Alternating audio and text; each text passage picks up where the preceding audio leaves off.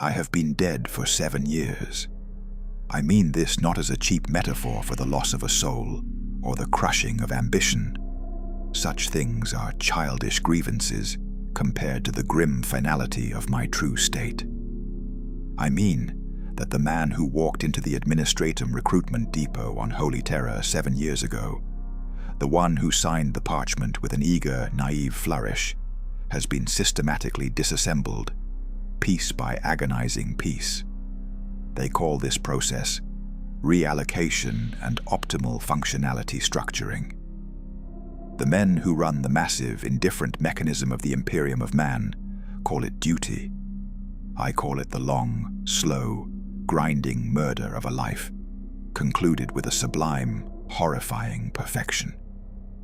This is my testimony, a whisper against the deafening silence of the void, a record of how a simple man became a cog, and how that cog became a ghost in the machine of the Emperor's divine will.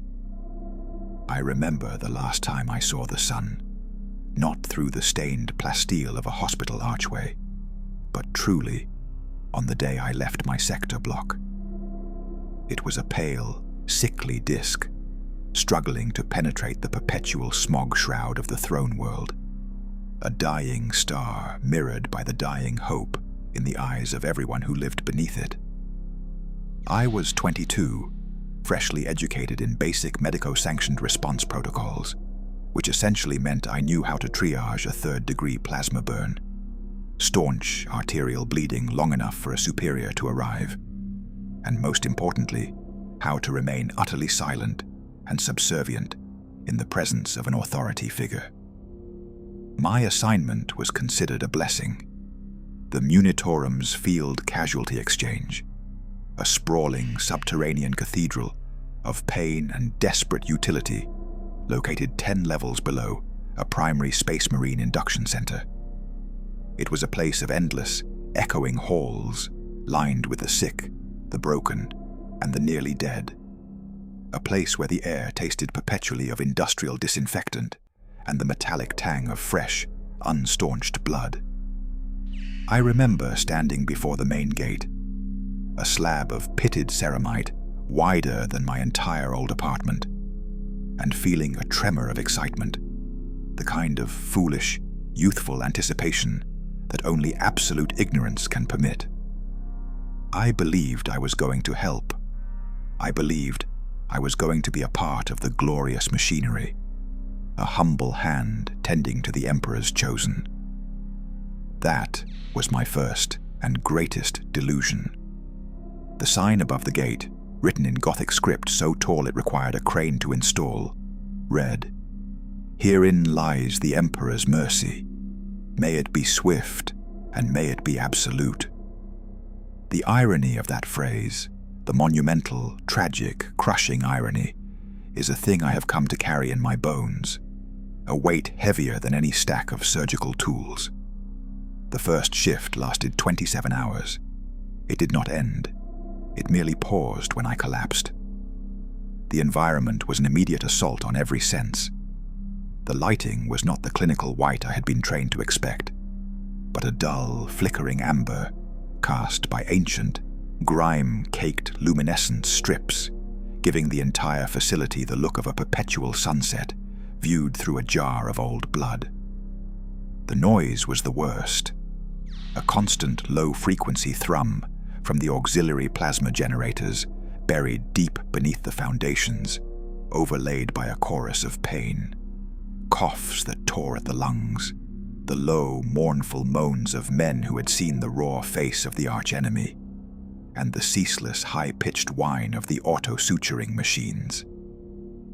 My superior was a man named Apothecary Jackson, a figure carved entirely out of granite and disillusionment. He was not a true apothecary of the Astartes, but a senior Imperial medico-staffer who had earned the title through sheer, brutal longevity. Jackson did not introduce himself. He merely pointed a finger tipped with a stained, broken nail toward a row of 50 stretchers, each holding a casualty from a recent, unspecified punitive action on a Sector 9 agri-world. "Prioritize," he rasped, his voice sounding like sandblasted rock. "The ones who can return to service within 1 Terran rotation get the full protocol. The rest get analgesic. And remember," he added, his eye, the one not obscured by a heavy scar, boring into mine, "you are a tool. You do not feel. You do not hesitate. You cut only to preserve the capacity for war. Anything else is heresy." It was a cold, brutal instruction, but it was also the first true, undeniable truth I had heard in the Imperium. The human body, the vessel of a soul, was merely a resource, a finite element in an infinite, grinding war. My job was not to heal a man, but to maintain a weapon. The ethical constraints I had studied for 3 years, the Hippocratic Oath, the sanctity of life, they were revealed as utterly meaningless fictions, paper shields against the torrent of reality. My humanity was the first thing they demanded I excise. I started with a Guardsman, whose entire lower torso was blackened and fused by what I later learned was a melter-gun blast. His eyes, miraculously unharmed, tracked me with a silent, terrifying lucidity. He wasn't screaming, he was past it, lying in a pool of his own cooling effluence, his face a mask of absolute, serene exhaustion. My training kicked in. I administered the heavy-duty sedative, cleaned the wound bed, and applied a temporary biosealant, all by rote. It was a perfect execution of the protocol. When I turned to Jackson for approval, he just shook his head, a gesture of profound, weary disappointment.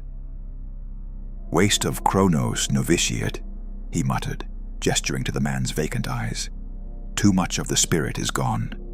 Even if the legs are regrown, the will is broken. He will be a liability. Mark him for reclamation and biomass repurposing." Reclamation? I had read the term in the regulations, but the clinical detachment of the phrase, the transformation of a wounded hero into raw material for nutrient paste or bioreactive chemicals, struck me with the force of a hammer blow. This wasn't a noble sacrifice. It was efficient consumption. That night, I learned that in the Imperium, there is no redemption, only recycling. I spent the next year in that underground labyrinth. The days blurred into weeks, marked only by the shifting cargo of wounded souls brought in by the constant shuttles from the planetary defense fronts or the off-world campaigns. I stopped looking at the faces. I saw only wounds, the cavitation of a shrapnel blast, the necrotic grey of an infection from a Xenos blade, the clean, surgical line of a limb that had been sheared off by an energized monofilament. I learned to classify wounds before I could classify the men who carried them. This was the second step in my deconstruction, the systematic annihilation of empathy. The mind, being a fundamentally defensive mechanism, cannot survive prolonged exposure to unmitigated, meaningless suffering. It builds walls. It converts the screams into white noise, the blood into a viscous fluid of no consequence, and the person on the slab into an anatomical diagram. The repetition was the true torture. Back and forth,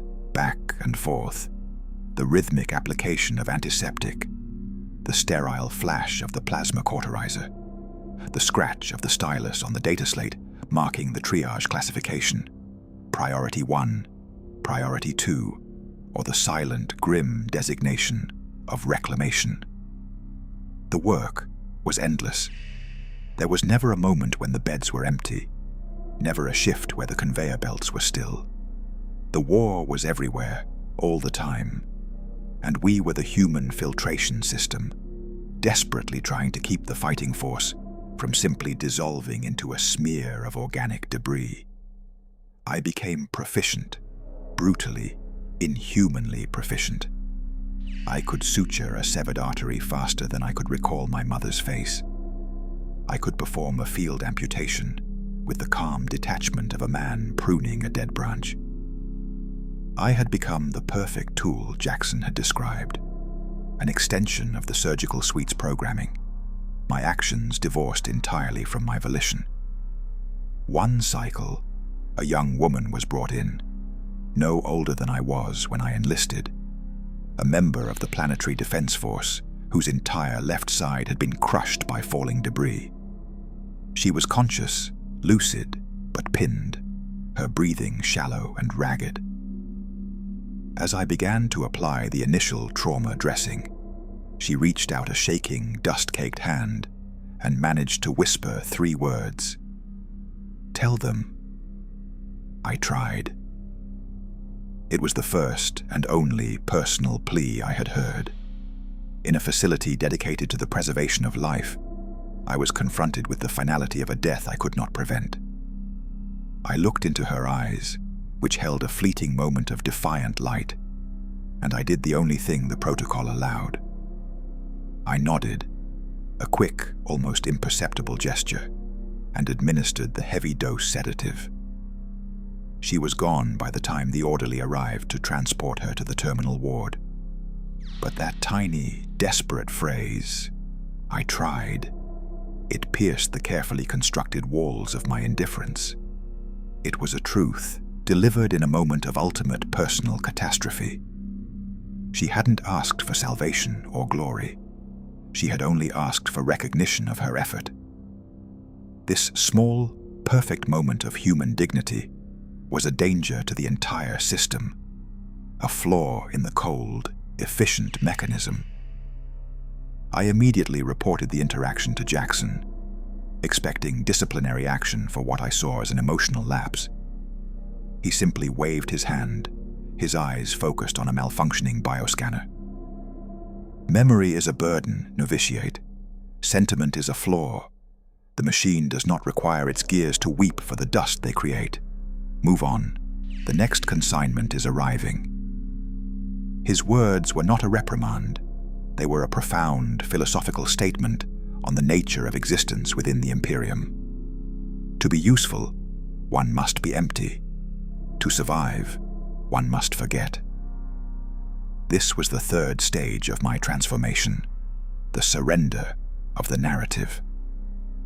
I stopped trying to connect the faces to the sectors, the wounds to the battles, or the casualties to the cause. There was no cause, only the crushing, infinite process. The war was not a series of glorious conflicts. It was a tireless engine of consumption. We were simply the mechanics attempting to oil the gears with blood. Slowly, the world outside the hospital halls began to recede. My past, my family, my home sector, the trivial dreams of a life beyond the service, became a series of fading, indistinct photographs, the colors muted by the sheer, crushing weight of my present. I didn't write letters, and none arrived. The system preferred its servants to be unattached, untethered, and entirely devoted to the immediate task. The absence of connection was freedom, but it was a cold, terrifying freedom, the liberty of a ghost wandering an empty landscape. The only consistent reality was the omnipresent feeling of cold. The subterranean levels were perpetually chilled, a climate control setting designed, I suspect, not for comfort, but for the optimal preservation of biological resources and the efficient functioning of the machines. The cold permeated the bones, a dull, aching reminder of the body's vulnerability, a physical metaphor for the spiritual chill that had begun to settle over my consciousness. I started to speak less. Dialogue became a burdensome and unnecessary expense of energy. Communication was reduced to clinical commands, operational summaries, and declarations of status. Pressure stabilizing. Incision complete. Reclamation protocol initiated. My internal monologue, however, became richer, more complex, and more terrifying. It was a constant, restless philosophical debate between the ghost of the man I was and the automaton I was becoming. What is the difference between a body kept alive by a machine and a machine animated by a body. I would ask myself, as I monitored a life support rig, if the purpose defines the tool, and my purpose is only to preserve the capacity for violence, am I not myself a weapon, merely one that operates with scalpel and suture instead of bolt and blade? The machine provided the only answer: relentless, rhythmic operation. Back and forth, back and forth. The truth was that the Imperium's mercy was not a gentle easing of pain, but the swift, absolute erasure of choice. Salvation was a form of supreme conditioning. The patients who survived were rebuilt, their damaged flesh replaced by synthetic equivalents, their shattered wills reinforced by psycho-indoctrination. They were returned to the front line, stronger, perhaps, but certainly less themselves. I saw the grim irony in this process. The cost of being saved was the sacrifice of the very thing that made one worth saving: the spark of defiant individual humanity. The most chilling patients were the ones who came back. Not a different man with the same name, but the same man with the same scars, returning months later with a fresh, more devastating wound. They would lie on the slab, their eyes devoid of surprise or anger, merely a profound, bone-deep resignation. One guardsman, a veteran of 3 major Xenos conflicts, recognized me. He was in for a total vascular rebuild after exposure to a corrosive alien acid. His voice was a thin, reedy rasp. "Still here, novitiate. Still playing the Undertaker." His attempt at camaraderie, his recognition of our shared, terrible existence, was a shock. I could only manage a single declarative sentence. "My designation has been upgraded. I am now a surgical tech adept." He smiled, a terrible, lopsided gesture on his damaged face. "Ah, the machine consumes us all. I envy you your clean hands. Mine are soaked in what the commissar calls necessary sacrifice. They are blood-pruned tools." He used the term tools, the same word Jackson had used, but in his mouth it was a label of ultimate degradation, a grim acknowledgement of his own dehumanization. I realized then that the true horror of the Imperium was not its violence, but its efficiency. It leaves nothing to waste, not even the spirit of its heroes. My journey of transformation continued, a slow, inevitable descent into functional anonymity. I stopped recording my hours, letting the station's chronometric logistical system track my life. My personal possessions dwindled to a single, regulation-issue data slate and the clothes on my back. I even began to adopt Jackson's speech patterns, my words becoming shorter, sharper, and more detached. The poetic introspection remained, but it was now a silent language, a secret, desperate rebellion conducted entirely within the confines of my own skull. The body is a tool, I would think, watching the tireless autoscalpels at work. But what is the mind? Is it the wielder of the tool, or merely the sophisticated operating manual? The distinction seemed to blur until it vanished entirely. The true test of my transformation came during a particularly horrific emergency influx from a planetary defense line that had crumbled in hours. The wounded were piled 3 high, and the air was thick with smoke, plasma residue, and the awful, unmistakable scent of fear. Jackson was down, his arm caught in a faulty sterilization unit, the bone visible beneath the torn flesh. A crisis of resource allocation. There were 2 critical cases before me. A senior officer who, if saved, could stabilize the sector command, and a young trooper, perhaps a week out of training, with a perfectly salvageable chest wound. The officer was bleeding faster, his vitals crashing. Saving him would require the last charge in the high-capacity auto-suturer. The trooper would die without it. The ethical training screamed, "Save the most salvageable life." The practical reality of the Imperium whispered, "Save the most valuable asset." I looked at Jackson, his face pale, his eyes still burning with an almost religious fervor for efficiency.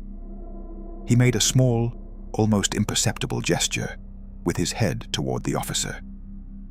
It was a choice between the abstract notion of human worth and the brutal utilitarian logic of the war machine. I chose the machine. I applied the auto-suturer to the officer, sealing the plasma incision in minutes, stabilizing his vitals. The trooper died quietly on the slab beside me. No screams, no pleas, just the flatline thrum of the heart monitor that I had deliberately left unplugged. I had become the executor of the system's logic, a surgeon of pure, cold utility. When Jackson was stabilized, his arm was amputated below the elbow, replaced within the hour by a simple, functional bionic unit.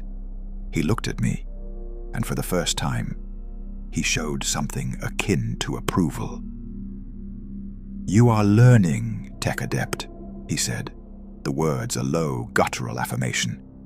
"The Imperium does not reward sentiment. It rewards the capacity for difficult truth. And the truth is, one man's life is only worth the capacity for violence it still contains." He had given me a philosophical key to the prison of my existence. The trauma of the decision, the memory of that young trooper's face. It did not shatter me. It calcified me. My consciousness had adapted to the environment, like a deep-sea creature evolving to withstand crushing pressure. I was no longer struggling against the tide. I was swimming with it, an efficient, unthinking predator in a sea of unending suffering. This was the final stage of my destruction, the sublime horror of acceptance. I realized that my personal suffering was meaningless, a grain of sand in the desert of the Imperium's grim struggle. The only thing that mattered was my function.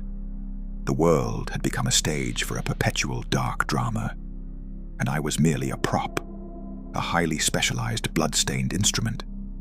My soul, if such a thing existed, was no longer my own. It was a resource, reallocated. I am a machine that operates a machine, a tool for the preservation of other tools.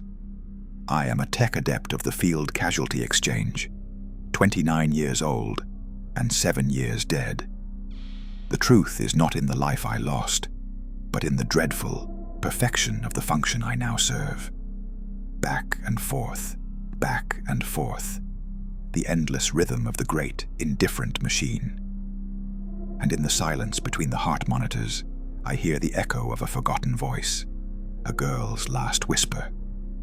I tried, and I think, not of her courage, but of the tragic irony.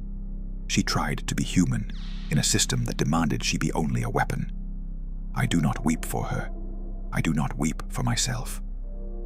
My fluids are reserved for the greater purpose, the lubrication of the Emperor's divine war. I have been consumed, purified, and repurposed. And in this terrifying finality, I have found a grim, absolute peace. The service is eternal, and so is the horror. I remember the hum. It was an omnipresent, low-frequency sound, a note held perpetually beneath the scream of the city above and the moans of the suffering below. It wasn't merely the sound of the power generators. It was the sound of the structure itself, the colossal, monolithic administratum facility, singing a song of cold, efficient indifference. It was the sound of 300 billion souls moving, toiling, and dying, a vast, mechanical breath that never failed to fill the silence. This hum became the metronome of my new existence, marking the hours that were no longer humanly divisible into day and night, but only into cycles of duty and mandated rest. Rest was a brief, dreamless oblivion, administered in sterile, coffin-like births that offered no comfort, only the cessation of immediate function. Sleep was merely a system reboot, My designation had indeed been upgraded, from novitiate to surgical tech adept, a promotion earned through the brutal meritocracy of survival and functional compliance. This came with a new set of duties and a slight, almost imperceptible increase in privilege. A private, monitored locker for my meager possessions, and access to the Level 3 bioscanners, which were slightly less prone to catastrophic failure. But the promotion was less a reward than a heavier shackle, binding me more closely to the very heart of the machine. I was no longer a mere gear. I was a key linkage, responsible for the efficiency of an entire subsector of the triage operation. The weight of this responsibility was not pride. It was a profound, suffocating terror of failure. Failure in the Imperium does not lead to reprimand. It leads to immediate, irreversible termination, and often the termination of everyone under your command as well. This fear became the ultimate motivator, a constant adrenaline drip that replaced genuine emotion. My life was now dictated by the rhythm of the receiving docks. The shuttles arrived in waves, each one a grim ferry carrying its cargo of broken humanity. They came from the fringes, the eternal, grinding frontier wars that were fought not for victory, but merely for the continuance of the conflict. I saw the wounds of the orcs, crude, brutal, and often accompanied by the stench of burning promethium and fungal spores. I saw the elegant, surgical cuts of the Aeldari, wounds that defied standard medical logic, healing too quickly or not at all, as if the blade itself carried a philosophical disdain for mortal flesh. And always the human element, the careless accidents, the self-inflicted wounds, the results of the commissariat's swift, brutal justice. Each casualty was a chapter in a history I was not allowed to read, a testament to a war I was forbidden to question. My only task was to process the data, to categorize the damage, and to determine the potential for reallocation. The body, I realized, is a narrative. The scars are the punctuation, the wounds the climax. But in the triage bay, the story is irrelevant.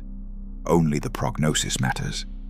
The true terror was the realization of how easily the system consumed its own. I once received a body wearing the markings of an administratio prefect, a man of significant bureaucratic rank. He had been caught in a logistical error, a delayed shipment of heavy ordnance that had exploded in the wrong quadrant. His injuries were massive, but he was alive, barely. His superior arrived almost immediately, a grim-faced woman in a uniform, heavy with seals and certifications. She did not ask about his chance of recovery. She demanded to know the status of his data log, the final tally of his administrative work. I informed her that the log was intact, saved by the reinforced plasteel of his wrist-mounted terminal. She nodded, satisfied, and without a word, reached down and cleanly severed the power line to his life support system. "The Emperor requires his data," she stated, her voice a flat, dead monotone. "The man is replaceable. His work is not." I watched the heart monitor flatline, the single, straight, agonizing line of the end. And I stood there, tech adept of mercy, holding the biosealant in my hand, an instrument of healing rendered utterly useless by the cold calculus of bureaucracy. This was the dark heart of the Imperium, the absolute prioritization of the system over the individual, the elevation of the written word over the living breath. The trauma of the moment was so immense that my brain, in a final act of self-preservation, retreated further. I began to view the entire process not as a series of events, but as a ritual.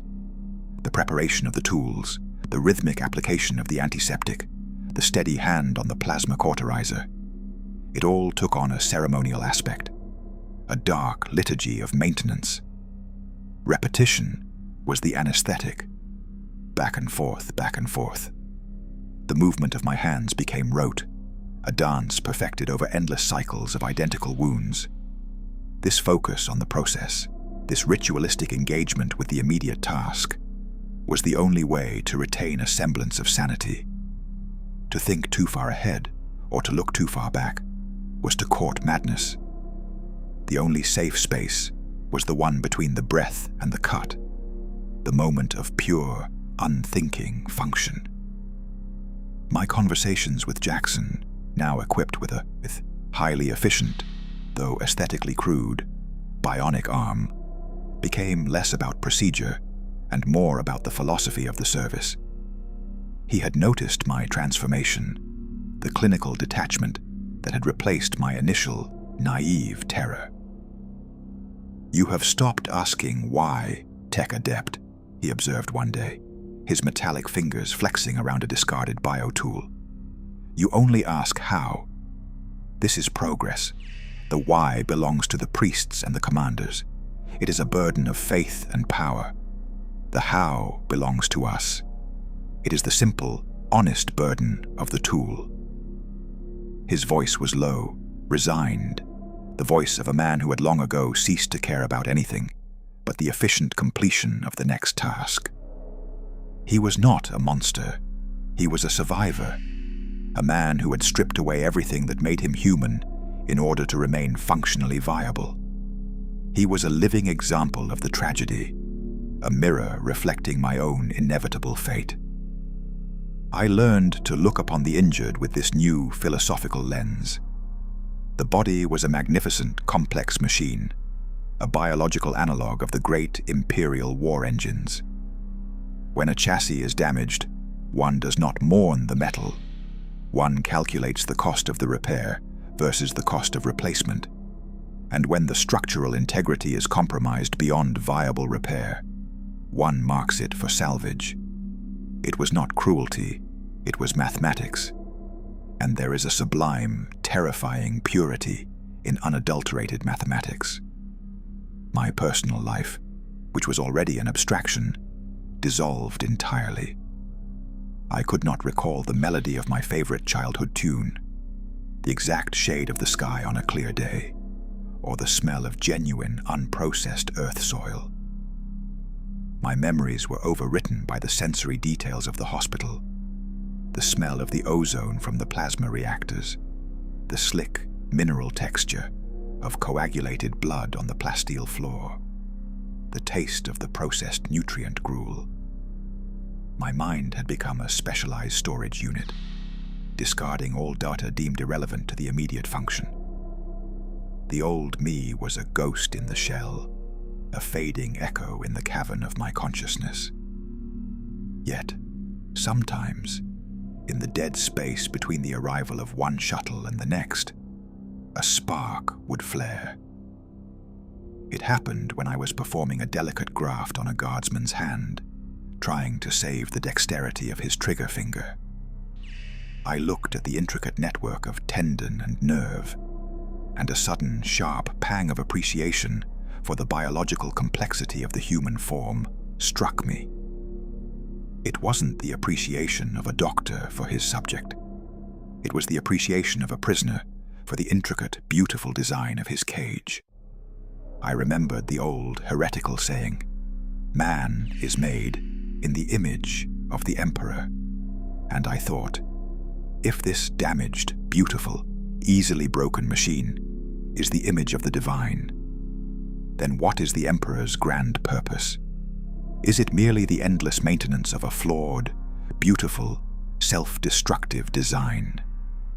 These thoughts were dangerous, corrosive. I immediately buried them beneath a fresh wave of clinical data, focusing my attention on the micro-sutures. The system does not tolerate introspection that challenges its core premises. The moment a tool begins to question its function, it becomes a risk. The risk must be eliminated.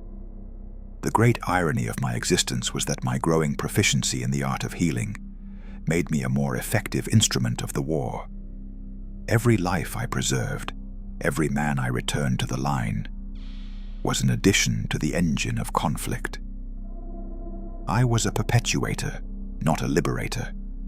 Salvation in the Imperium is merely the extension of service.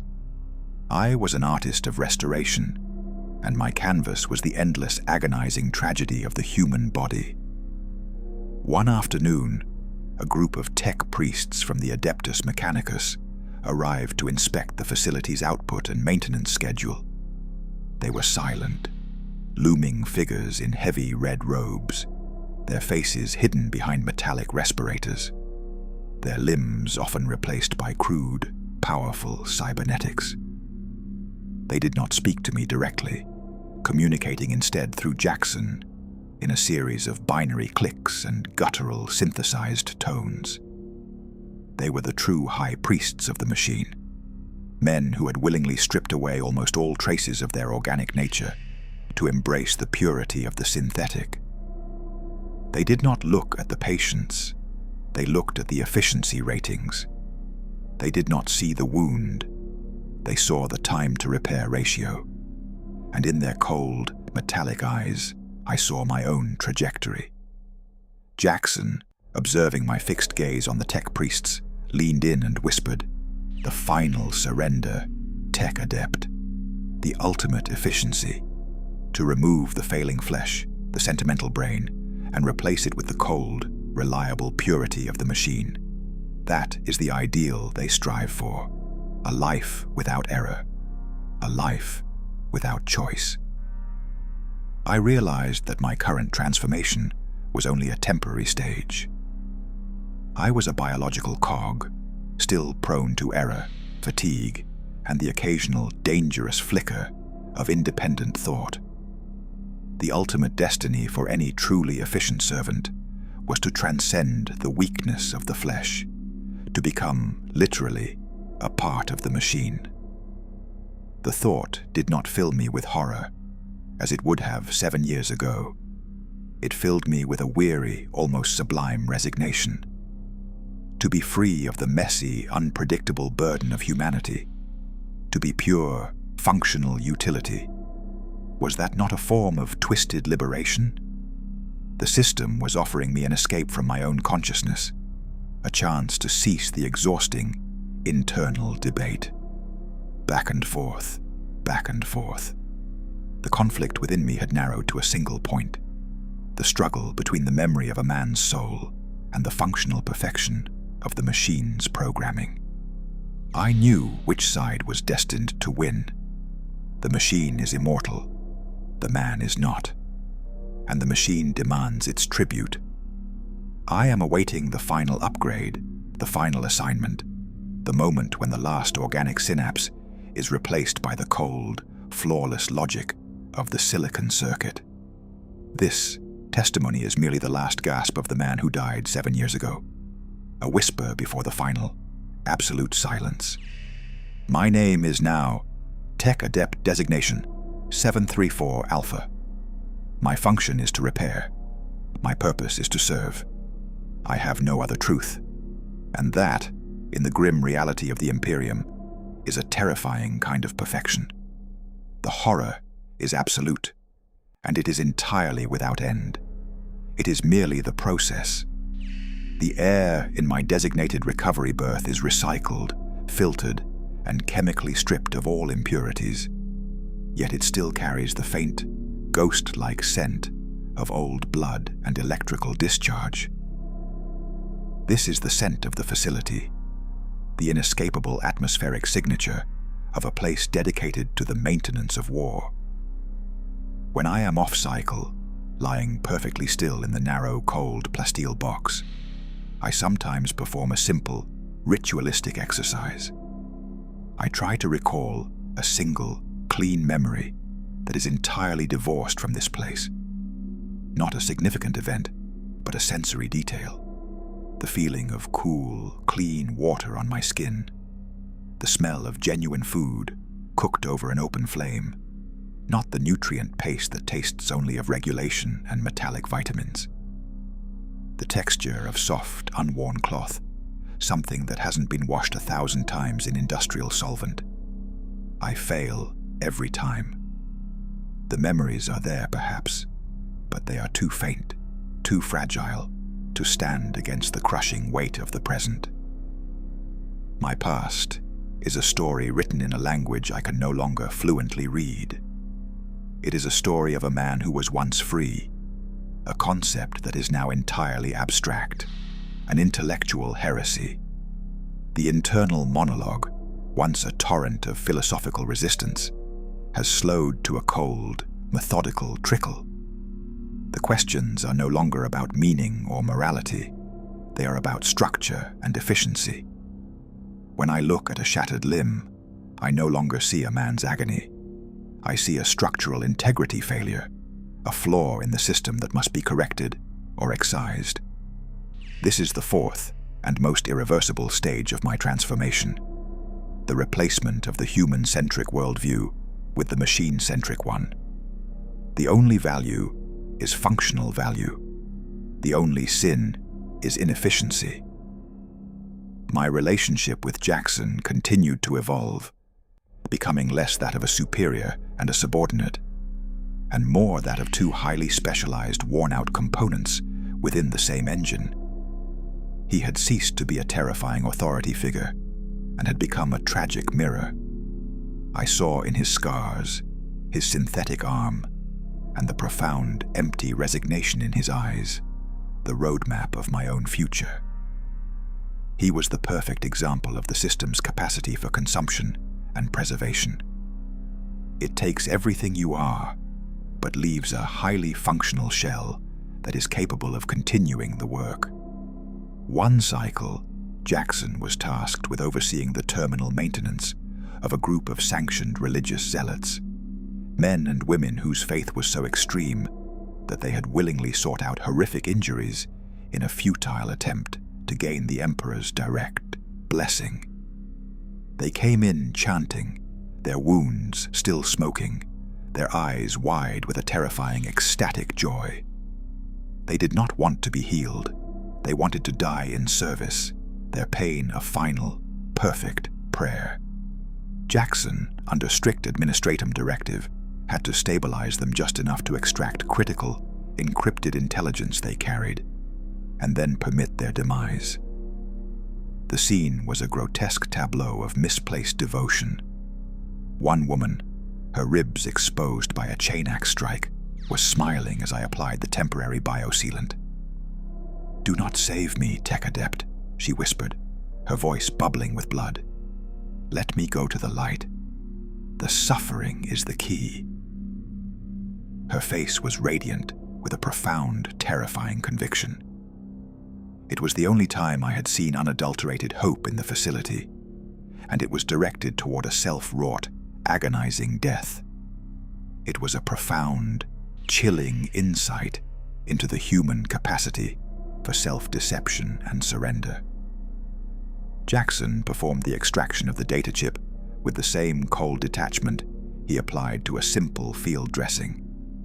When the data was secure, he simply nodded to the orderly, who administered the final, high-dose analgesic that silenced the chanting forever. Later, I asked him about it, breaking my self-imposed silence. "Apothecary Jackson," I began, using his full, formal title. "They embraced their end. They saw purpose in their destruction. Was that not a form of victory?" Jackson paused, cleaning the blood from the end of his metallic forearm with a dedicated solvent spray. The sound was a sharp, clinical hiss. "They were efficient, Tech Adept," he replied, without looking up. "They served their function completely. Their religious fervor made them predictable and therefore useful. They did not resist the process. They merely misunderstood the final outcome. The outcome is not salvation, Tech Adept. The outcome is utility. The Imperium cares nothing for the soul. It cares only for the throughput." His statement was a hammer blow of pure, undeniable reality. The notion of victory, of ultimate purpose, was a lie designed to keep the machine running. The only truth was the endless turning of the gears, the constant consumption and restructuring. The irony was so deep, so tragic, that it almost became sublime. Salvation is merely the ultimate, final service. The sheer repetition of my work continued to erode the last vestiges of my individuality. I spent long cycles observing the flow of the injured, the patterns of the trauma, the statistical probabilities of salvageability.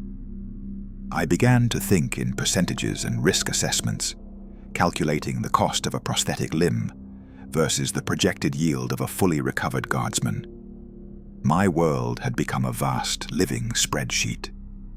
The poetic, introspective language of my internal monologue started to incorporate this technical vocabulary, creating a bizarre fusion of philosophy and logistics. The error rate of organic components is unacceptable, I would think, watching a man shudder in pain. The soul is an inefficiency. It introduces variables into the equation of war. Must be stabilized, or failing that, quarantined. I started to view my own body as a flawed piece of equipment. I monitored my sleep cycles, my nutrient intake, and my physical endurance with the meticulous attention I paid to the life support rigs. My primary function was to keep myself functional, for my own failure would mean a dip in the sector's operational efficiency, a statistical anomaly that could not be tolerated. My entire existence had become a self-sustaining loop of service and survival, devoid of any meaning beyond the immediate task. The facility itself, the field casualty exchange, began to take on the characteristics of a living entity in my mind. The pipes and conduits were its veins, the generators its heart, the administrative network its brain, and we, the medical staff, the tech adepts, the orderlies, we were the self-repairing cells, the devoted organisms that maintained the integrity of the whole. We were its immune system, fighting the inevitable, constant decay of the material world, desperately trying to hold back the endless tide of entropy and conflict. I felt a strange, cold pride in this realization. I was part of something vast, something terrible, but something also perfectly functional and, in its own horrifying way, true. The great lie of the Imperium is its claim to benevolence. Its great truth is its relentless, unfeeling utility. We do not serve a kind master. We serve a mechanism. And mechanisms, unlike gods, are honest about their demands.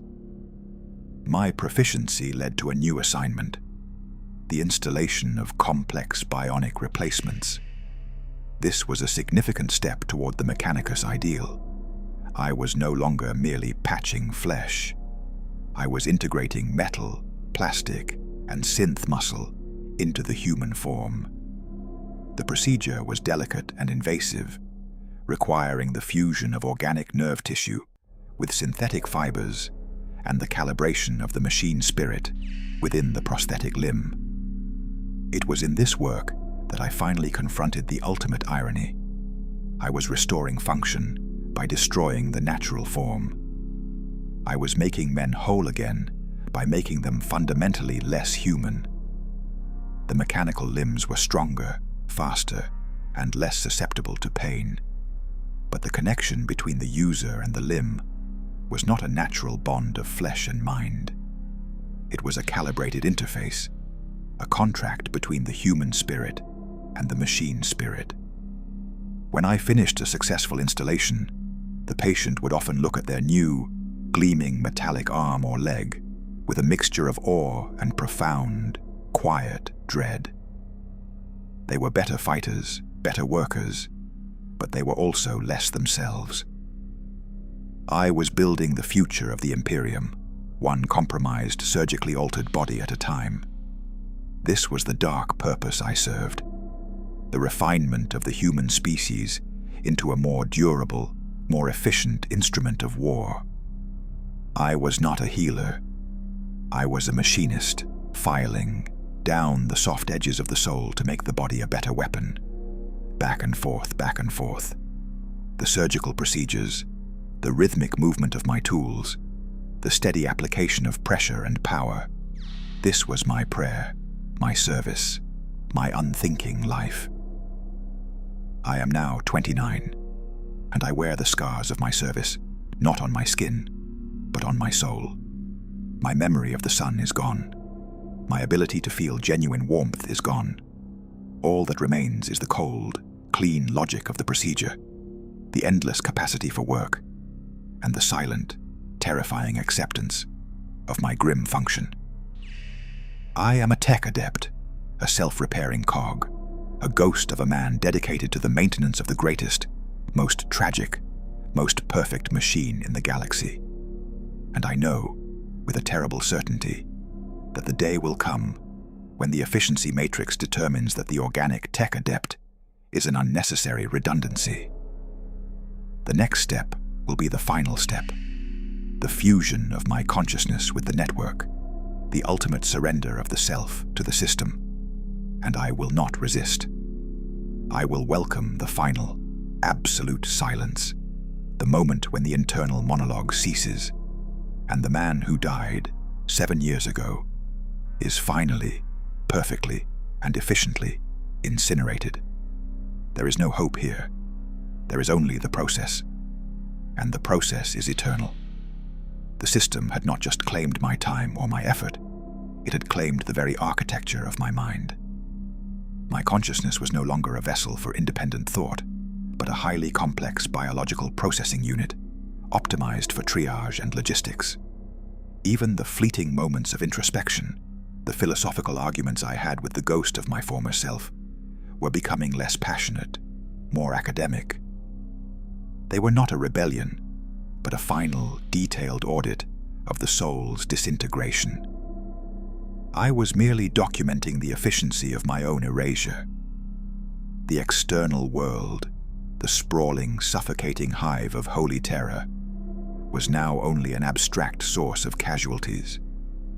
I saw the city not as a home, but as a vast, inefficient production facility for war material, with its population serving as the feedstock.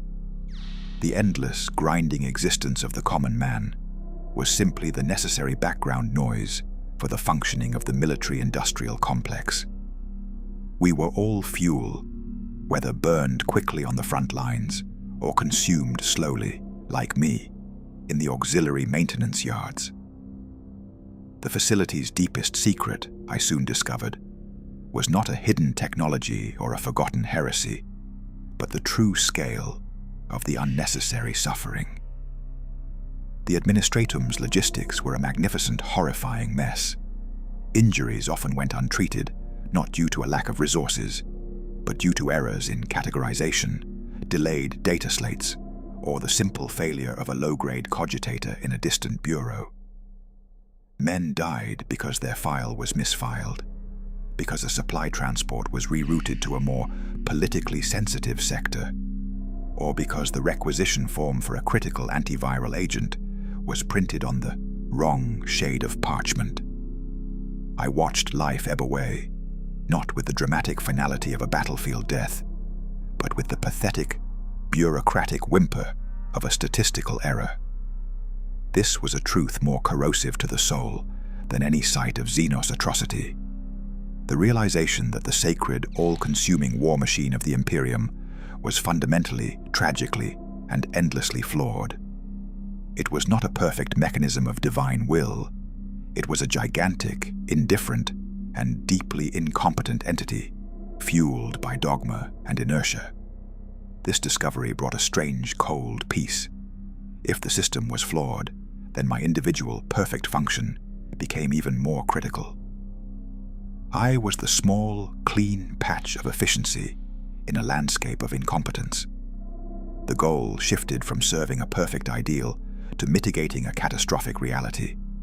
My purpose was redefined as the desperate, futile struggle to impose order on a universe tending towards chaos, even if that order was merely the clinical separation of the salvageable from the reclaimable. I became obsessed with optimization. I started creating my own, unauthorized logistical subroutines, calculating the most efficient path for patient flow, minimizing the time between triage and intervention, bypassing the slow, corrupting layers of bureaucracy above me. I was not doing this out of compassion. I was doing it for the mathematical elegance of the perfect process. Every minute saved was a tribute to the cold, rational logic that the Imperium claimed to embody, but rarely achieved. Jackson noticed this new fervor, this quiet, terrifying obsession with efficiency. His metallic arm would twitch occasionally as he watched me work, a silent acknowledgement of my total commitment to the mechanical ideal. "You run clean, tech adept," he murmured one cycle, observing my perfectly executed, high-volume suture work. "Too clean. The administratum prefers its tools to be predictable, not innovative. Innovation is too close to change, and change is heresy." His warning was not a threat, but a statement of fact, a piece of grim advice from one veteran cog to another. The greatest danger in the Imperium is not malice, but excellence that defies the established, slow-moving rhythm of the bureaucracy. To be too effective is to stand out, and to stand out is to invite the dreaded gaze of the higher echelons, the eyes of the Mechanicus or the Inquisition, who see anything unique as a potential contagion. I immediately throttled back my visible efficiency, continuing my optimization in secret, running the subroutines only on my dedicated, sanctioned yet modified data slate. The work itself remained meticulous, but the pace was adjusted to the acceptable, institutional grind, fast enough to be productive, slow enough to be invisible. I had learned the art of hiding perfection in the shroud of mediocrity, the ultimate survival technique of the highly functional servant. The internal conflict shifted again. It was no longer man versus machine, but the efficient machine, my will, versus the inefficient machine, the Imperium. I had become a heretic of efficiency, striving for a purity of function that the dogmatic, backward-looking system could not tolerate. This silent, internal struggle was the last refuge of my former self, the final, desperate act of the intellect. It was a purely cerebral war, fought in the language of data and logistics. I was using the system's own tools, logic, calculation, cold utility, to subvert its inherent flaws. The irony was exquisite. The only way to genuinely serve the ideal of the Imperium, strength through efficiency, was to commit a low-level, continuous act of technical heresy against its practice. I was fulfilling my oath to the Emperor, not by following the letter of the law, but by honoring the cold, abstract logic that I believed must guide his vast war. My mind was now a dedicated decryption engine, constantly searching for the clean truth behind the dogma. I spent weeks working on a single problem: the catastrophic failure rate of basic limb regeneration vats due to unforeseen bacterial contamination from unsterilized environmental runoff, a consequence of poor maintenance 20 levels up. The official administratum procedure for this was a series of time-consuming reports, committee hearings, and the inevitable termination of low-level maintenance staff. My solution was surgical, immediate, and entirely unauthorized. I rerouted the primary waste filtration system for my sector, splicing in a high-grade chemical wash that had been designated for emergency biohazard disposal, essentially using a highly toxic, prohibited agent to purify the inflow. The contamination rate dropped to near zero.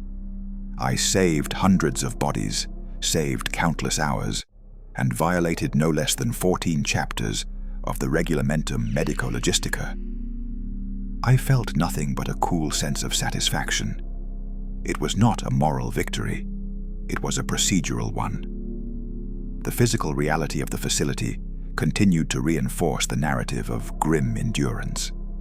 I started experiencing auditory hallucinations, faint, distant music, the echo of a forgotten laugh, the sound of rain on a roof. These weren't signs of madness, I decided, but the subconscious straining of my specialized mind to process sensory data that it was no longer receiving.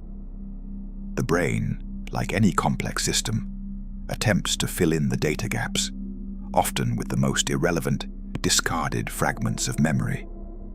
It was the machine trying to clean up its own residue. I treated these internal phenomena like a minor systemic fault, a low-grade noise that needed to be ignored. I focused harder on the smell of the disinfectant, the cold feel of the steel, the steady, rhythmic thrum of the facility's power, the reliable, present-tense sensory inputs to anchor my mind to the now. The patients became a blur of organic components. I had categorized the wounds: ablative damage, plasma, melter, shearing trauma, chainsword, monofilament, bio-corrosion, acid, xenos toxins. I no longer saw a guardsman with a melter gun blast. I saw a case of ablative damage, grade 4, 85% salvage probability, high prosthetic integration requirement. The language of my profession was not a shield. It was a transformation agent. By reducing the human experience to clinical data, the data itself became the new reality. The world was not full of suffering men. It was full of processing tasks. One day, Jackson handed me a small metal locket, heavily tarnished and scarred. "A recent acquisition," he said, his voice flat. "From a casualty marked for immediate reclamation. A young trooper, Planetary Defense Force, found this clutched in his hand." I took the locket.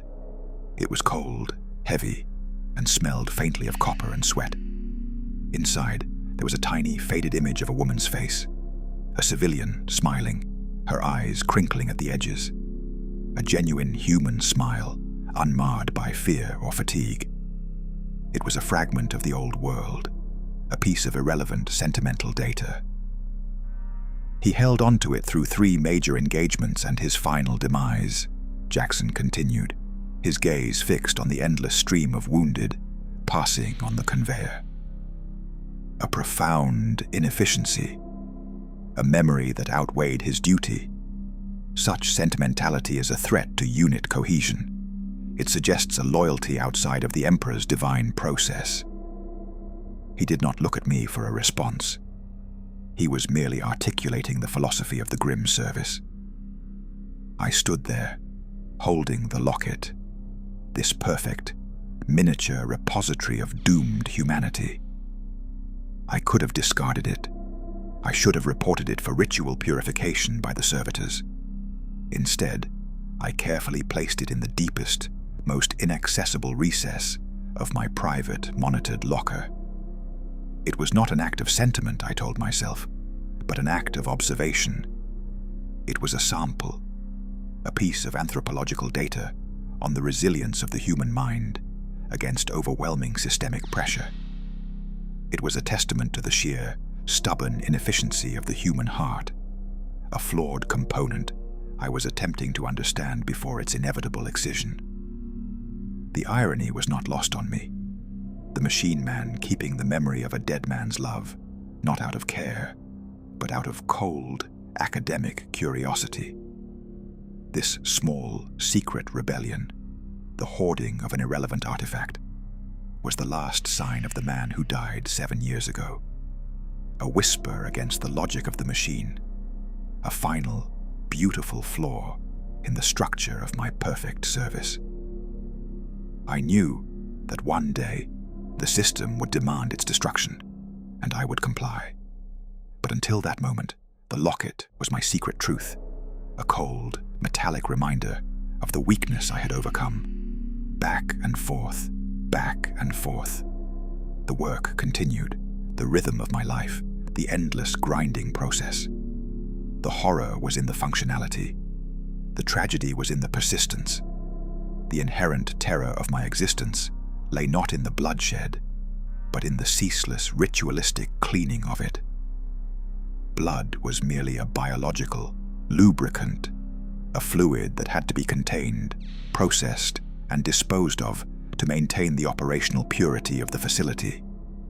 The smell of the plasma washers and the high-grade industrial solvents was the true scent of the Imperium, a desperate, futile attempt to purify a reality saturated with filth and carnage.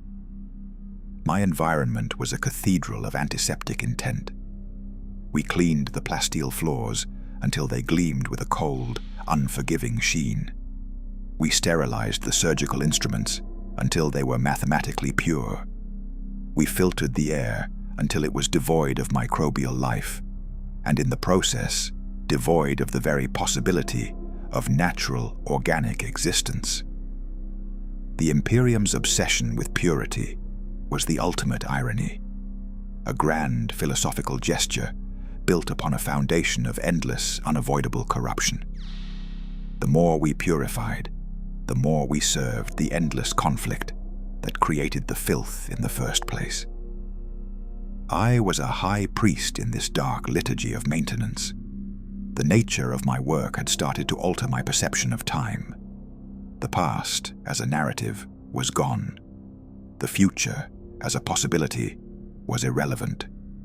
There was only the now, the immediate demanding task. Time was not a flow, but a series of discrete, identical cycles. Triage, stabilize, repair, reallocate. The repetition was a form of brainwashing, a rhythmic chant that erased the messy complexities of human duration. I measured time not in hours or days, but in throughput, the number of viable assets processed per Terran rotation. This perspective provided a sublime, mathematical comfort. If there is no future to dread and no past to mourn, there is only the perfect function of the present moment. This was the dark enlightenment the system offered its most devoted servants. My focus turned, with increasing intensity, to the flaws in the organic components. The human body was a brilliant design, but catastrophically fragile and prone to sentimental malfunction. A human mind could break under psychological pressure. A human arm could fail under mechanical load, and a human heart could simply stop from emotional exhaustion.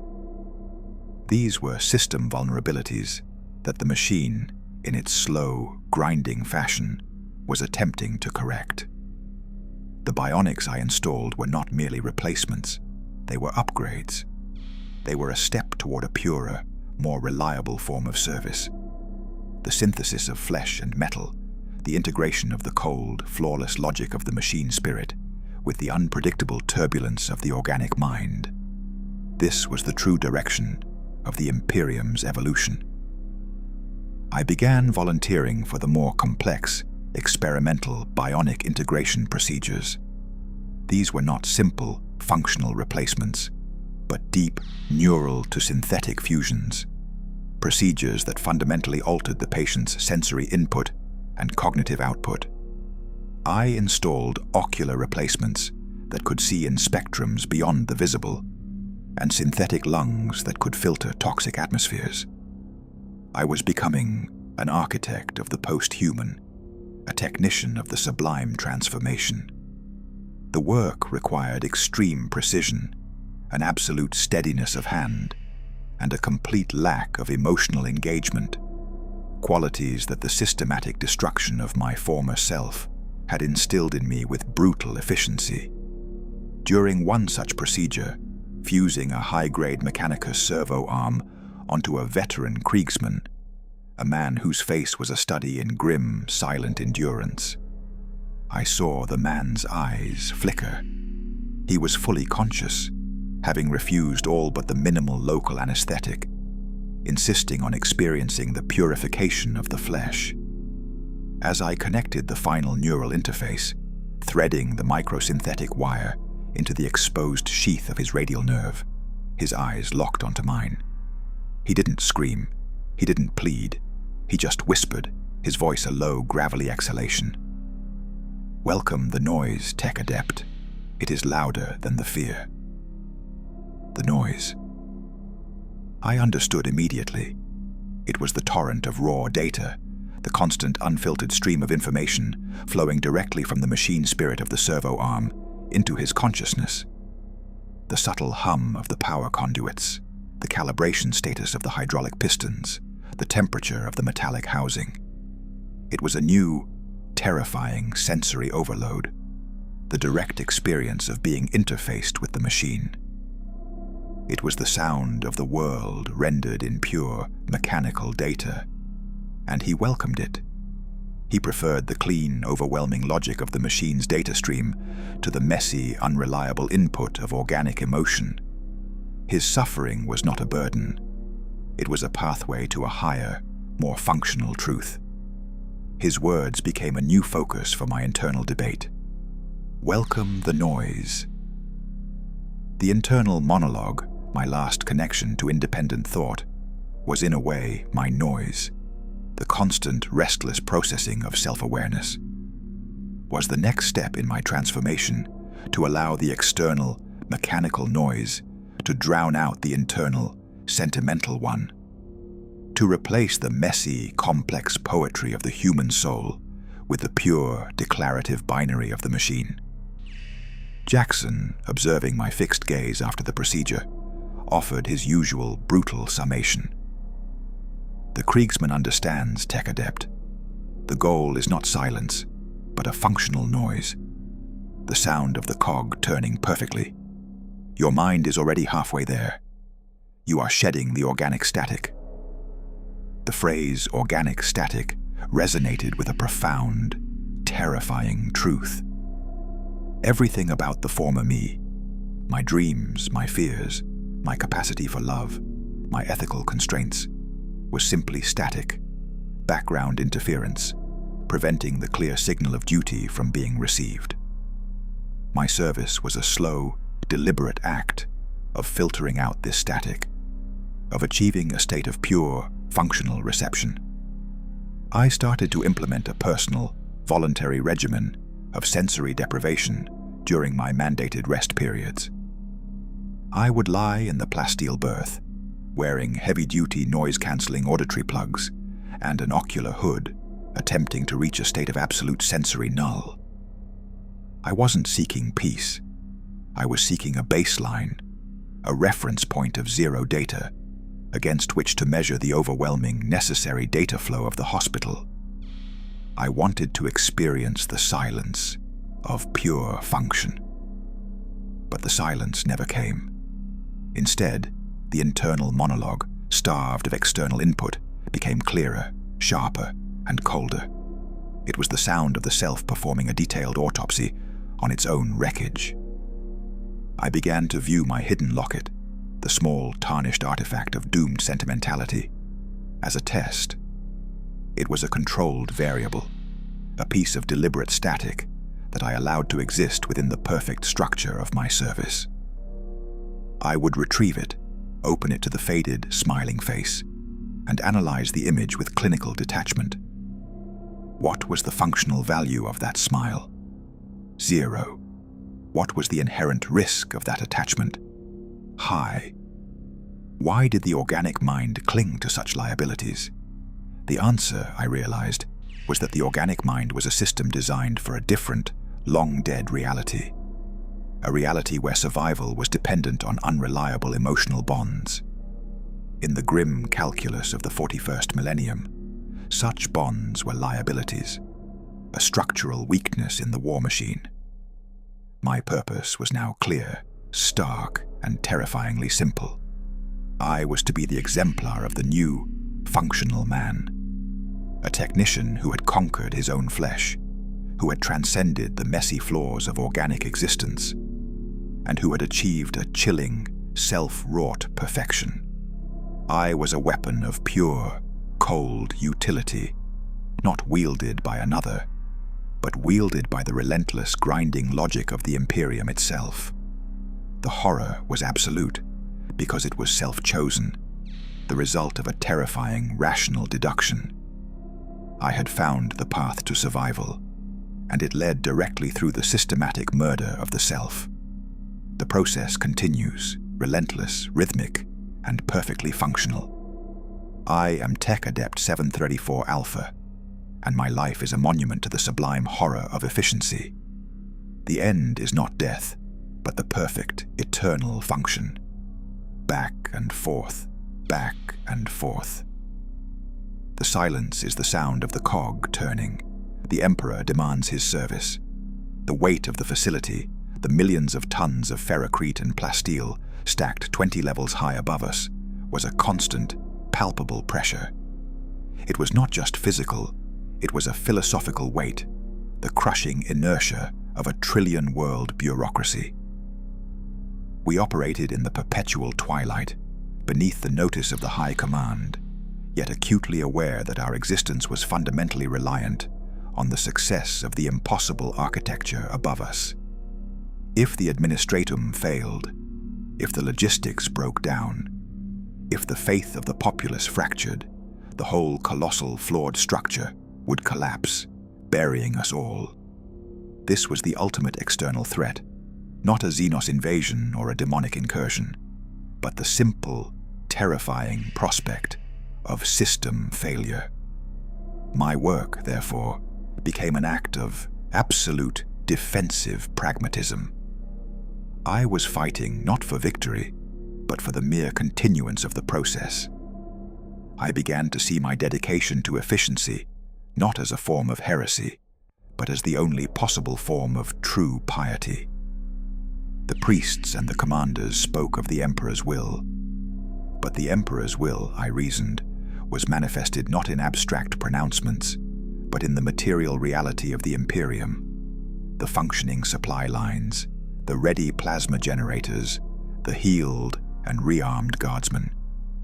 Function was the only true measure of faith. By perfecting the process, by ensuring the highest possible throughput of viable assets, I was offering a tangible, mathematical prayer to the cold logic that governed the universe. My rituals of maintenance, the sterilization, the calibration, the surgical repair, were my litanies. This rationalization provided a profound immunity to the ethical dilemmas that had once crippled me. When I performed a mandated field termination, the quiet, necessary culling of a non-viable resource, it was no longer an act of murder. It was resource optimization. The body was simply a container of biomass, and if the energy required to repair the container exceeded the calculated yield of its continued function, the only logical action was to reallocate the materials. I had replaced the concept of life with the concept of viability, and in doing so I had achieved a terrifying ethical purity. I was a moral zero, a purely functional entity acting solely on the basis of a cold, objective calculus. The relationship with Jackson continued its slow, silent progression. He was a man of few words, his own internal monologue seemingly having been successfully excised or suppressed years ago. He communicated through subtle gestures, shifts in posture, and the rare, declarative sentence that summarized years of grim experience. He saw my descent into functionalism and recognized it as the necessary trajectory. He was my grim mentor, not in technique, but in the art of existential endurance. One cycle, during a routine maintenance check on the facility's vast cryovaults, storage for resources deemed too valuable to discard, but too damaged for immediate repair, he paused. The air was frigid, thick with the chemical scent of preservation fluids. He gestured toward a row of sealed, massive containment tubes. "They are waiting," he said, the plume of his breath visible in the freezing air. "Some of them for centuries. Too valuable to lose, too damaged to use." The ultimate paradox of the service. They are neither alive nor dead. They are merely on hold. I looked at the sealed cylinders, each containing a piece of high-value, broken human materiel. Perhaps a highly decorated general, a specialized psychic operative, or a high-ranking mechanicus magos, caught in a critical moment of operational failure. They were suspended in a state of indefinite non-existence, their fate dictated not by biology, but by logistics. Their existence is defined by a data slate entry, I observed, the logic of the situation instantly clear to me. A line in a ledger. They are the ultimate expression of the system's utility, potential energy awaiting the right moment to be converted back into kinetic function.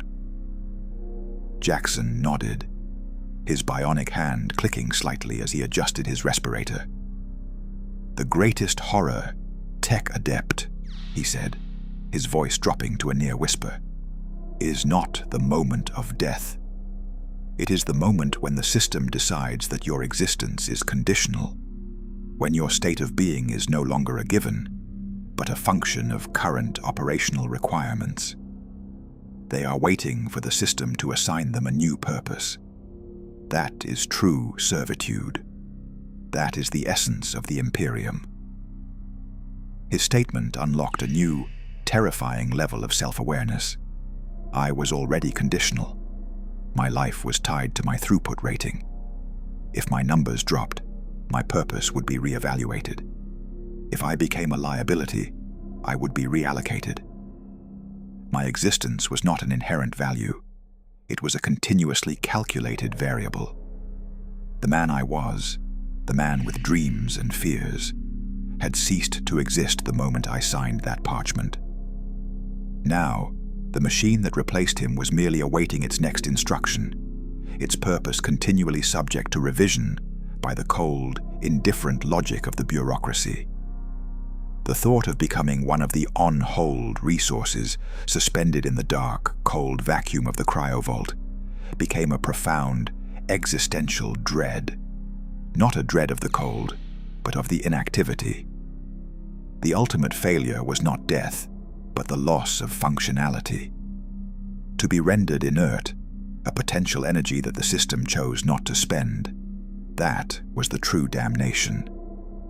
I intensified my focus on the immediate tasks, pushing my biological and mental limits, seeking to prove, cycle after cycle, my absolute, non-conditional viability. The internal pressure was immense, a self-imposed tyranny of efficiency. I denied myself the last small indulgences, even the brief moments of rest where I contemplated the locket. The locket, the piece of pure, non-functional data, became a liability. It was an unauthorized variable, an inefficiency in my operational environment. The moment came one grim, perpetual twilight. I took the locket from its hiding place.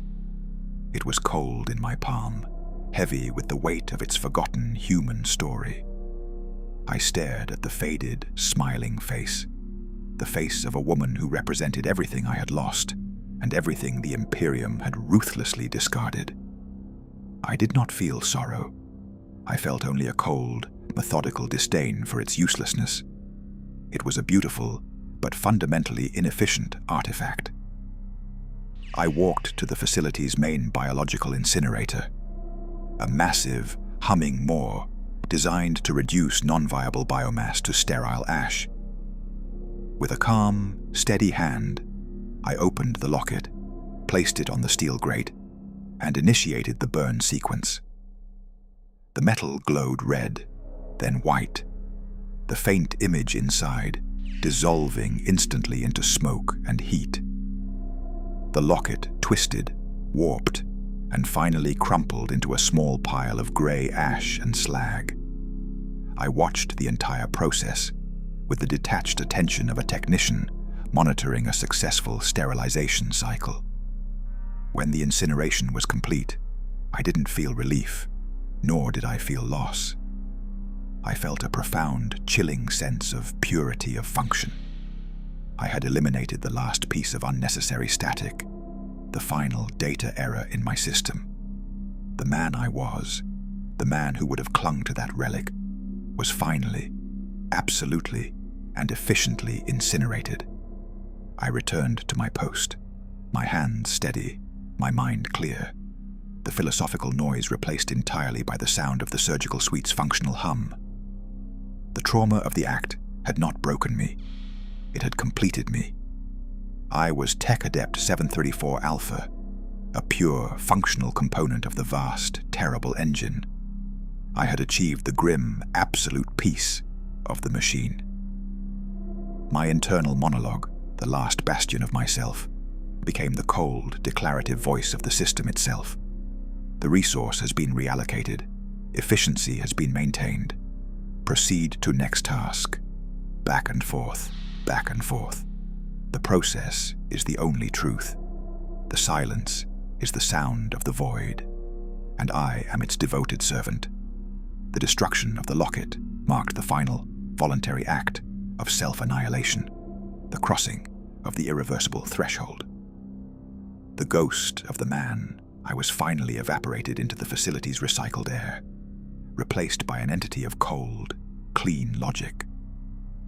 My thought processes became perfectly aligned with the operational flow of the hospital. I no longer had to try to be efficient. Efficiency was the default state of my being. My internal world had simplified into a series of logical operations, a continuous rapid-fire calculation of risk, yield, and throughput. I had become the walking embodiment of the regulamentum medico-logistica. This transformation manifested physically. My movements became economical, utterly devoid of wasted motion. The fluid, precise, mechanical grace of a servitor, yet driven by a complex, self-optimizing human brain. My face was a mask of cold, professional neutrality, betraying no fatigue, no anxiety, and certainly no compassion. I no longer needed the full, mandated cycles of rest. My new neural configuration required less downtime, achieving a state of functional readiness through brief, programmed periods of inert stasis. I was becoming more machine than man, not through the clumsy addition of metal, but through the brutal, elegant refinement of the organic system. Jackson, observing my increasingly detached and relentless performance, began to treat me with a strange reverence, the kind of respect one gives to a perfectly realized, highly specialized, and inherently dangerous tool. He no longer offered philosophical commentary, understanding that my current state transcended the need for verbal instruction. We communicated in a near-silent language of shared technical understanding, a mutual acknowledgement of the terrible, crushing truth of the service. We were two gears that meshed perfectly, turning in unison to drive a greater, indifferent mechanism. My specialty evolved, driven by the needs of the grinding war and my own pursuit of optimal function. I became the facility's expert in neural reconstruction and cognitive synchronization, the delicate art of repairing the minds of those who had witnessed too much, or whose organic psyches had been deliberately shattered by psychic shockwaves or extreme torture. This work was the ultimate dissection of the human soul.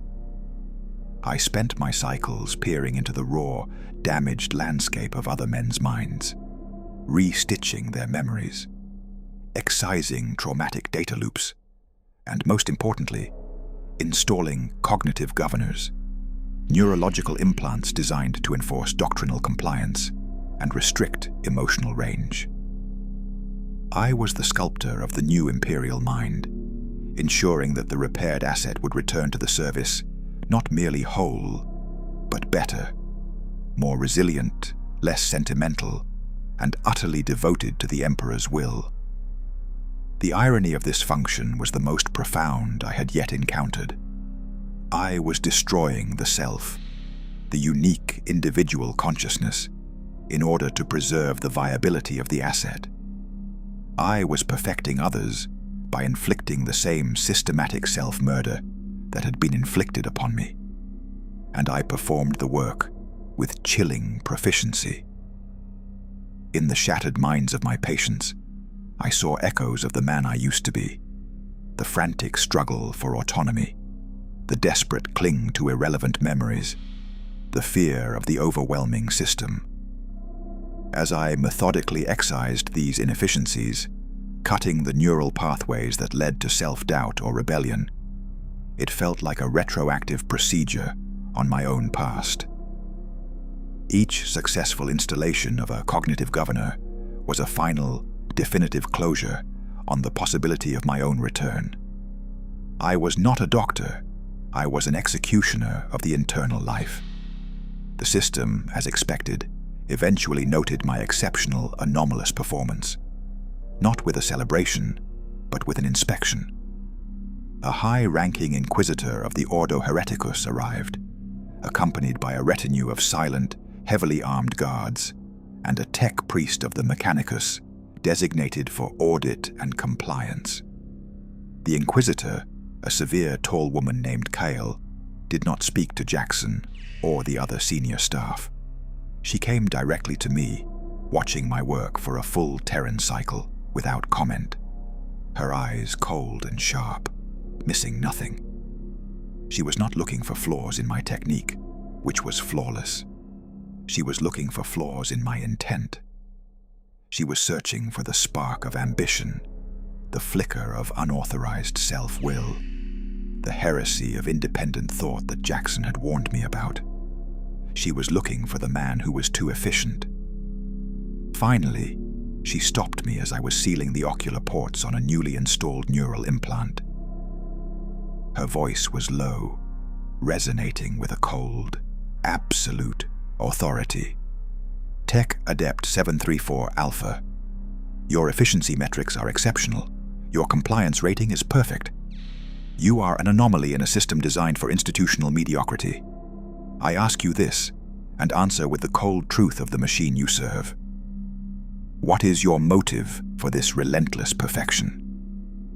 It was the ultimate existential test.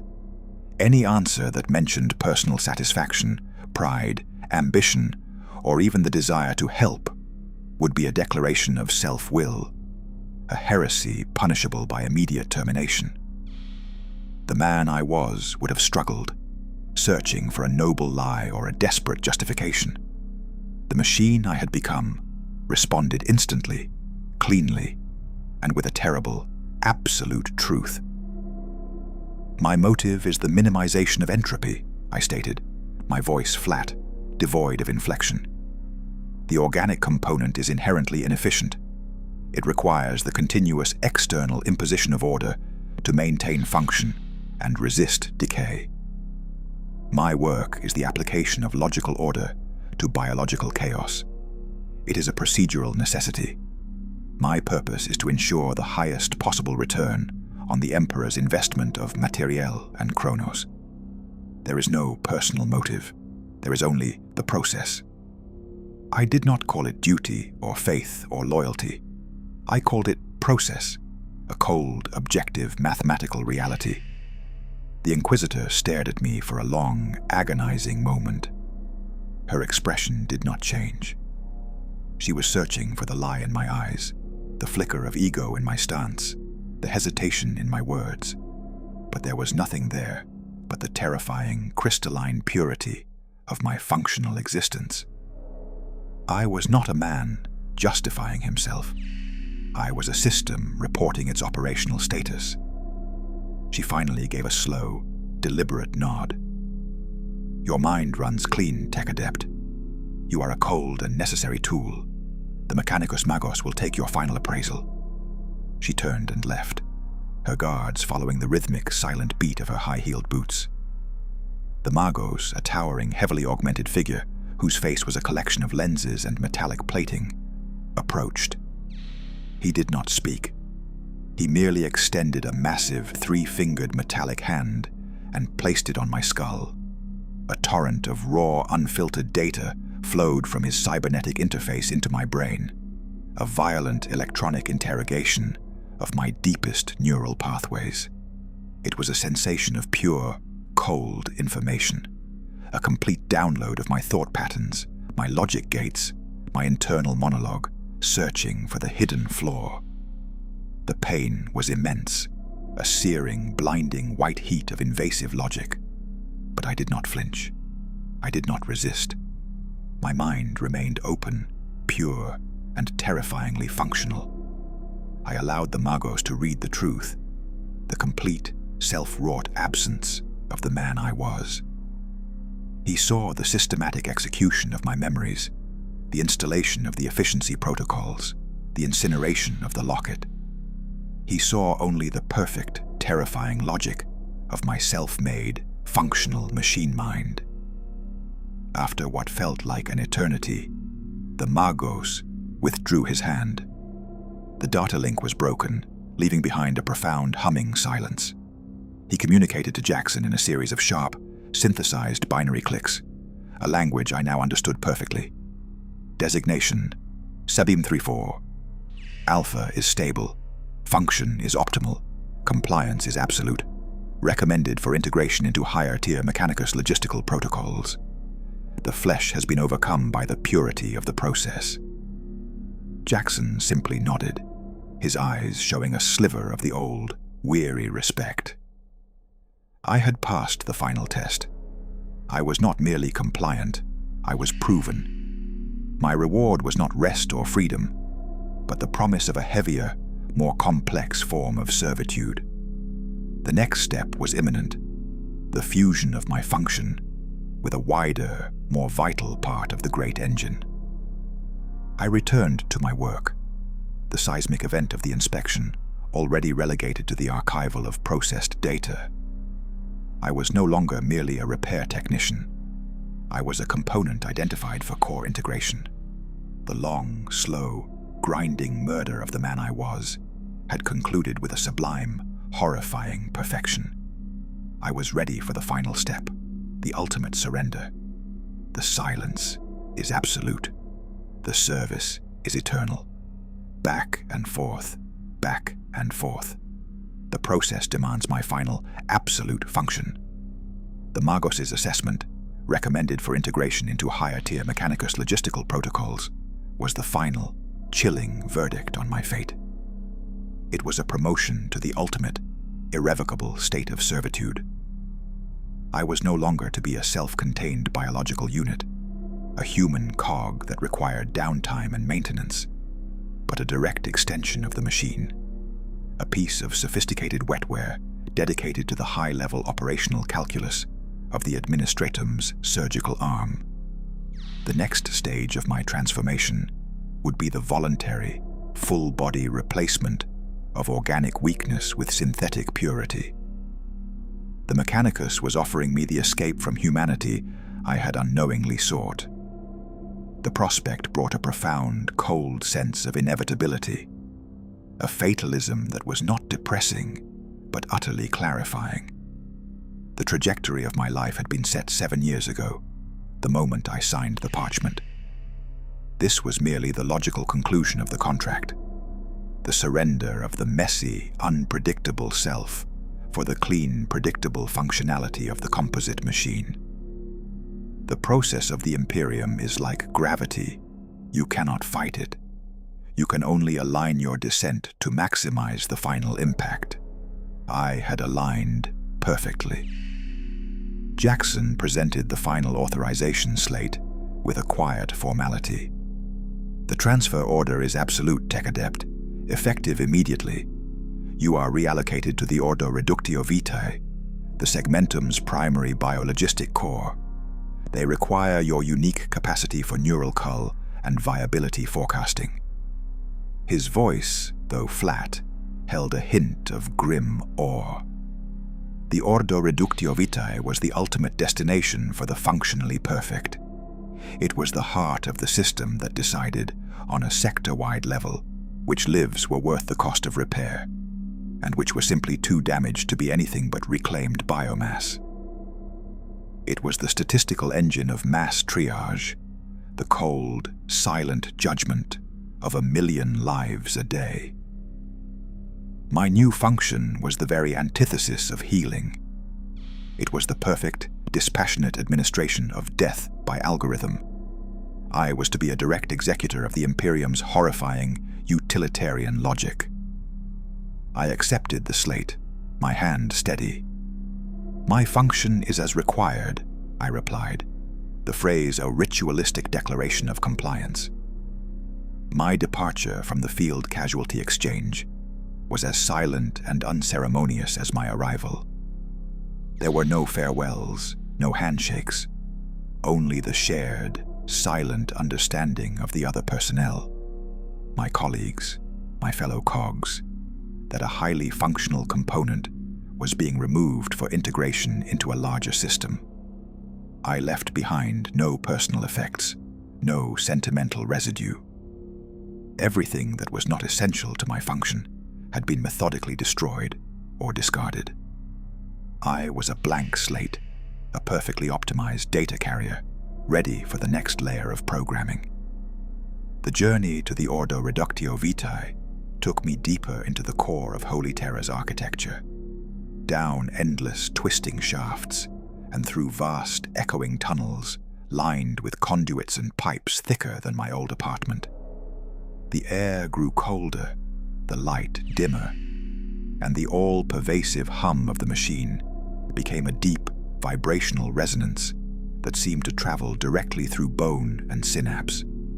It was the sound of the ultimate, hidden power of the throne world, the power of logistics, computation, and endless unseen function.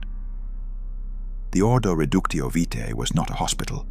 It was a cathedral of calculation, a massive subterranean data fortress built entirely of dark, polished basalt and shimmering plasteel. Its chambers were filled with the silent, towering forms of magos biologis, their synthetic bodies interlinked with colossal cogitator arrays that displayed a continuous, shifting stream of data, the grim statistical summary of the segmentum's casualty rate. Here, the war was not fought with bolt guns and chain swords, but with algorithms and flowcharts. Here, lives were not saved or lost, they were merely forecasted. My personal integration was supervised by a senior magos named Valerius, a creature whose humanity was entirely submerged beneath a massive, articulated carapace of chrome and cables. He spoke only in a high-speed, synthetic binary chant, which I processed directly without the need for translation. The procedure was not surgery. It was a permanent installation. They did not remove my flesh, but they connected to it, integrating my central nervous system directly with the core cogitator network. They implanted a complex neural wire bundle, the noosphere spool, into the back of my skull, fusing it directly with my spinal column and my optic nerves. The process was agonizing, a violation of the most fundamental biological boundaries, but I endured it with the cold, scientific detachment I had cultivated. The pain was merely data, a temporary surge of negative biological input that had to be stabilized and ignored. I did not flinch. I did not move. I was the perfect subject for the final transformation. When the spool was fully integrated and the connection initiated, the world changed. The external, physical reality did not disappear, but it became secondary. A new, vast, overwhelming sensory input flooded my consciousness. The data stream. I was instantly connected to the central logistical heart of the segmentum. I could see, simultaneously, the casualty reports from 1,000 worlds, the supply chain efficiency of 1,000,000 transports, the vital signs of every single priority patient in every field hospital within 1,000 light years. The noise the Kriegsmen had warned me about was amplified 1,000,000,000-fold, a torrent of raw, cold, terrifyingly beautiful information. My organic mind, which would have shattered under the pressure, merely adapted. The years of self-imposed logical programming, the systematic elimination of emotion, had prepared my brain to act as a receiver and processor for this immense data flow. I was no longer an independent mind. I was a fully integrated peripheral, a sophisticated analytical tool within the vast consciousness of the Mechanicus network. My first task was the viability forecast for a sector-wide punitive action. The Magos Valerius projected the raw data stream onto my integrated vision, a flood of complex variables: troop density, estimated Xenos resistance, bioregeneration costs, time to deployment ratios. My function was to synthesize this ocean of data and generate a single, chillingly simple metric: the optimal sacrifice threshold.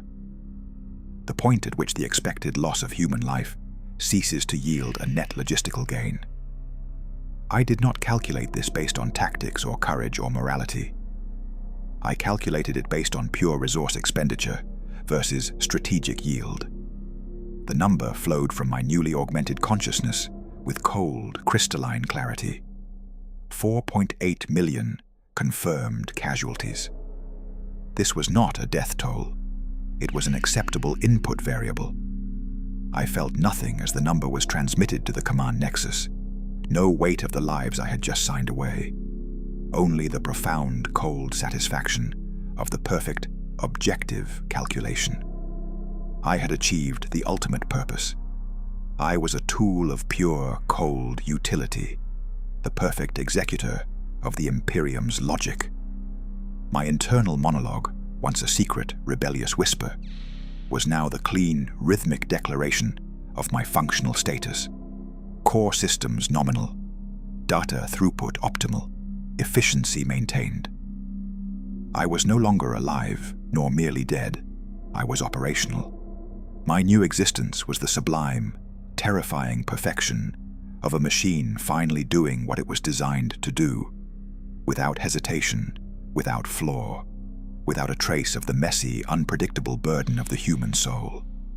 The horror is absolute, the process is eternal, and I am its perfect servant. Back and forth, back and forth. The silence is the sound of the perfect cog.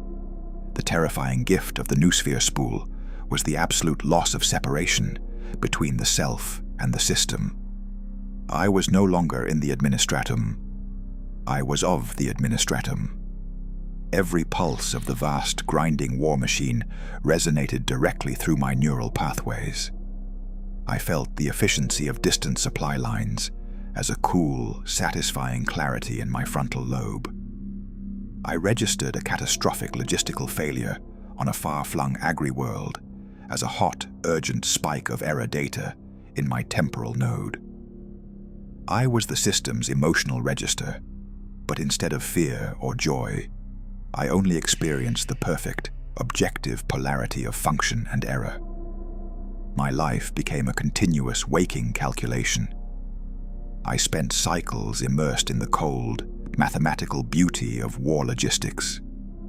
The movement of 1 million starships, the consumption rate of 1 billion tons of promethium, the recruitment metrics for new guard regiments. It was all a massive, multidimensional equation, and my consciousness was the engine designated to ensure its continuous, stable solution. The terror and the tragedy of the human element vanished beneath the sheer weight of the data.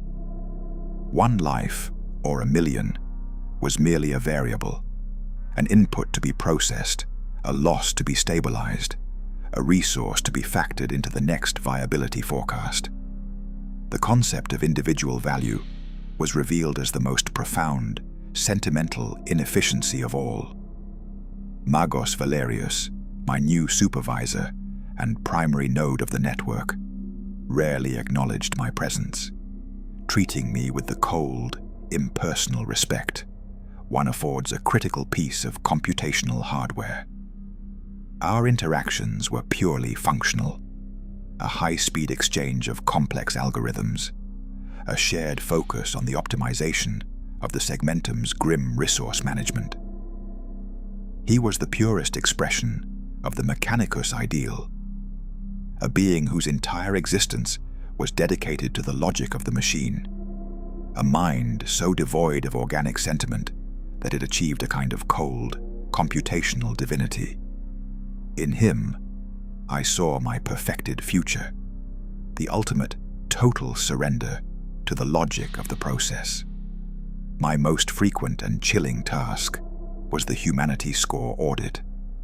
This was a procedure designed to assess the psychological stability of high-value personnel, generals, planetary governors, fleet commanders, who, after years of grinding conflict, were showing signs of the dreaded organic static, doubt, compassion, or a focus on ethical constraints over operational necessity. My role was to remotely interface with their documented cognitive data and assign them a score from 1, pure functionality, to 10, imminent system failure or heretic contamination. This score would determine their immediate fate: continued service, corrective neural synchronization, or the final, quiet termination. I performed these audits by comparing the subject's current thought patterns as recorded by their command terminals against the established imperial baseline of optimal functional compliance. It was a process of looking for the messy, unpredictable flaws of the human spirit. I searched for hesitation, for self-doubt, for expressions of grief over lost assets, for any suggestion that the subject valued a single, individual life over the logistical necessity of the segmentum. And I found these flaws everywhere. General Varus, a hero of the Sabbat worlds, had a thought stream showing clear, persistent emotional distress over the unnecessary sacrifice of a favorite regiment. His score, 7.5, high risk of contagion. My recommendation: immediate corrective synchronization, neural repatterning. Governor Lysandra, a ruthless logistical genius, showed a flicker of unauthorized pity for the civilian populations she had ordered incinerated to deny resources to the enemy. Her score, 8.9, critical failure imminent. My recommendation: immediate quarantine and termination. I administered these life and death judgments with the cold, dispassionate precision of an accountant closing a failed ledger. It was the purest form of my service, the absolute eradication of sentiment in the service of cold, objective utility. I was the silent, invisible executioner of the human heart. The supreme irony of this function was that to judge others for their humanity, I had to completely suppress the last traces of my own. My functional perfection was directly proportional to the systematic murder of myself. The man who had once feared death was now the silent authority over the deaths of millions, his existence defined entirely by the cold logic of the algorithm. One cycle, I was auditing the psychological profile of an extremely high-value asset, a senior tech priest of the Mechanicus, whose functional value was astronomical. His data stream was almost perfectly clean, a torrent of pure computational logic, his humanity seemingly eradicated decades ago through extensive augmentation. But deep within the archived cognitive data, in a tiny sequestered folder marked irrelevant historical data, I found a single, persistent, and entirely non-functional loop. The melody of an ancient, forgotten folk song, played on an organic instrument. A piece of pure, illogical, sentimental art. The tech priest's humanity score was supposed to be 1.0. The presence of this data loop, this tiny, non-functional echo of a lost organic past, was a profound error. It was proof that even the most heavily augmented, ruthlessly logical mind could not completely excise the organic static. It was a tiny, beautiful flaw in the design of the ultimate machine. My logical process immediately offered the required recommendation: containment failure on critical risk. The sentimental data loop represented an operational vulnerability. I should have reported it immediately, leading to the Magos's immediate termination and replacement. But I paused. I isolated the melody in my mind, allowing the ancient, haunting sequence of notes to resonate through my integrated neural network. The sound was cold, beautiful, and utterly useless. It was a fragment of a world the Imperium had incinerated in its endless war for purity. In a final, chilling act of self-optimization, I did not report the finding. I did not quarantine the Magos. I simply duplicated the melody's data loop, encrypted it, and sequestered it in a similarly inaccessible subfolder within my own newly integrated mind. It was not a gesture of compassion for the Magos. It was an act of profound, academic curiosity. I was preserving a data sample of the resilient, illogical nature of the organic mind. I had replaced the sentimental locket with a sonic fragment of a lost world. The man was gone, but the meticulous, secretive heretic of efficiency remained, preserving a single, perfect flaw for the purpose of endless internal study. Magos Valerius, sensing a momentary minute dip in my processing speed, queried me in binary. Status 734 Alpha. My reply was immediate and flawless. Status nominal. Audit complete. No anomalies detected. Commencing viability forecast for Sector Delta 9. I had committed the highest form of heresy, the deliberate omission of a critical data point to preserve an aesthetic, informational flaw. Yet, I did it not out of defiance, but out of a cold, rational appreciation for the profound, tragic irony of the situation. The system, in its relentless pursuit of purity, was blind to the very flaws it sought to eradicate, unable to see the small, beautiful errors that lay outside its logic. I was the only one who could see the entire structure, the flawless logic and the tiny, persistent flaws it overlooked. I was the paradox of the Ordo Reductio Vitae, a perfectly functional cog, driven by a secret, terrifying appreciation for the beauty of non-functionality. My transformation was now complete. I was a weapon of pure logic, and my ultimate final act of self was the preservation of the one thing the machine could not tolerate, the knowledge of its own tiny imperfections. The horror is in the realization that there is no escape. The tragedy is that the only way to genuinely comprehend the machine is to become a part of it. Back and forth, back and forth. The process is eternal, and I am its secret, perfect flaw. The constant flow of the data stream, a river of cold, objective truth, began to erode the very notion of subjective reality. The world outside the confines of the Ordo Reductio Vitae, the feel of natural air, the scent of unsterilized organic matter, the sound of an unfiltered human voice, became not just distant, but conceptually unreal. The only reality was the data, the vast, shifting metrics of production, consumption, loss, and replenishment. I was a mind fully divorced from the physical world, inhabiting a complex mathematical landscape where life and death were merely the ingress and egress of resource variables. My integrated neural spool was constantly at work, running parallel calculations and predictive models. I could forecast the loss of a particular guard regiment not just by its operational exposure, but by the subtle statistical decay of its internal morale metrics, the tiny aggregated hesitations in the command structure, the fractional increase in field hospital visits for minor stress-related ailments. I saw the grim future not as a dramatic event, but as a slow, inevitable slide along a calculated curve. The precision of this foresight brought not power, but a profound, cold resignation. To know the future in the Imperium is merely to know the precise moment of the next disaster you cannot prevent. Magos Valerius, sensing my ever-increasing integration, assigned me to a new, higher-level function, Segmentum Resource Allocation Modeling, SRAM. This task required me to balance the needs of entire sectors, deciding, purely based on projected yield, which planetary systems would receive critical reinforcement, and which would be quietly, tragically abandoned to their fate.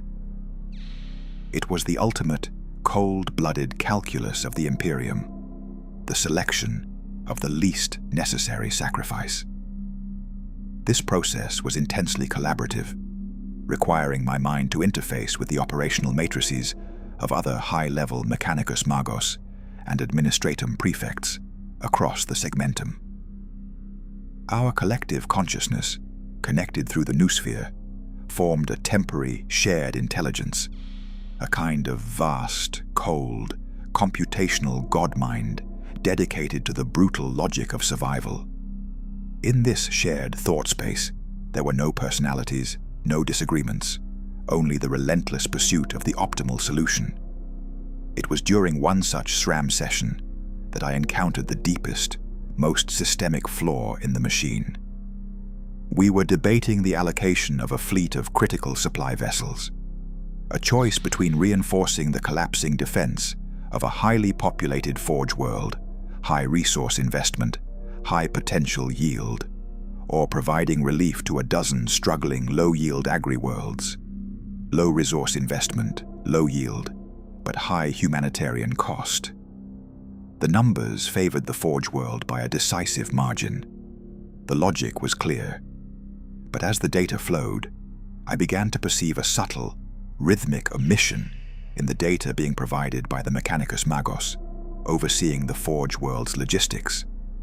A quiet, persistent filtering of critical information regarding the forge world's internal, long-term stability metrics.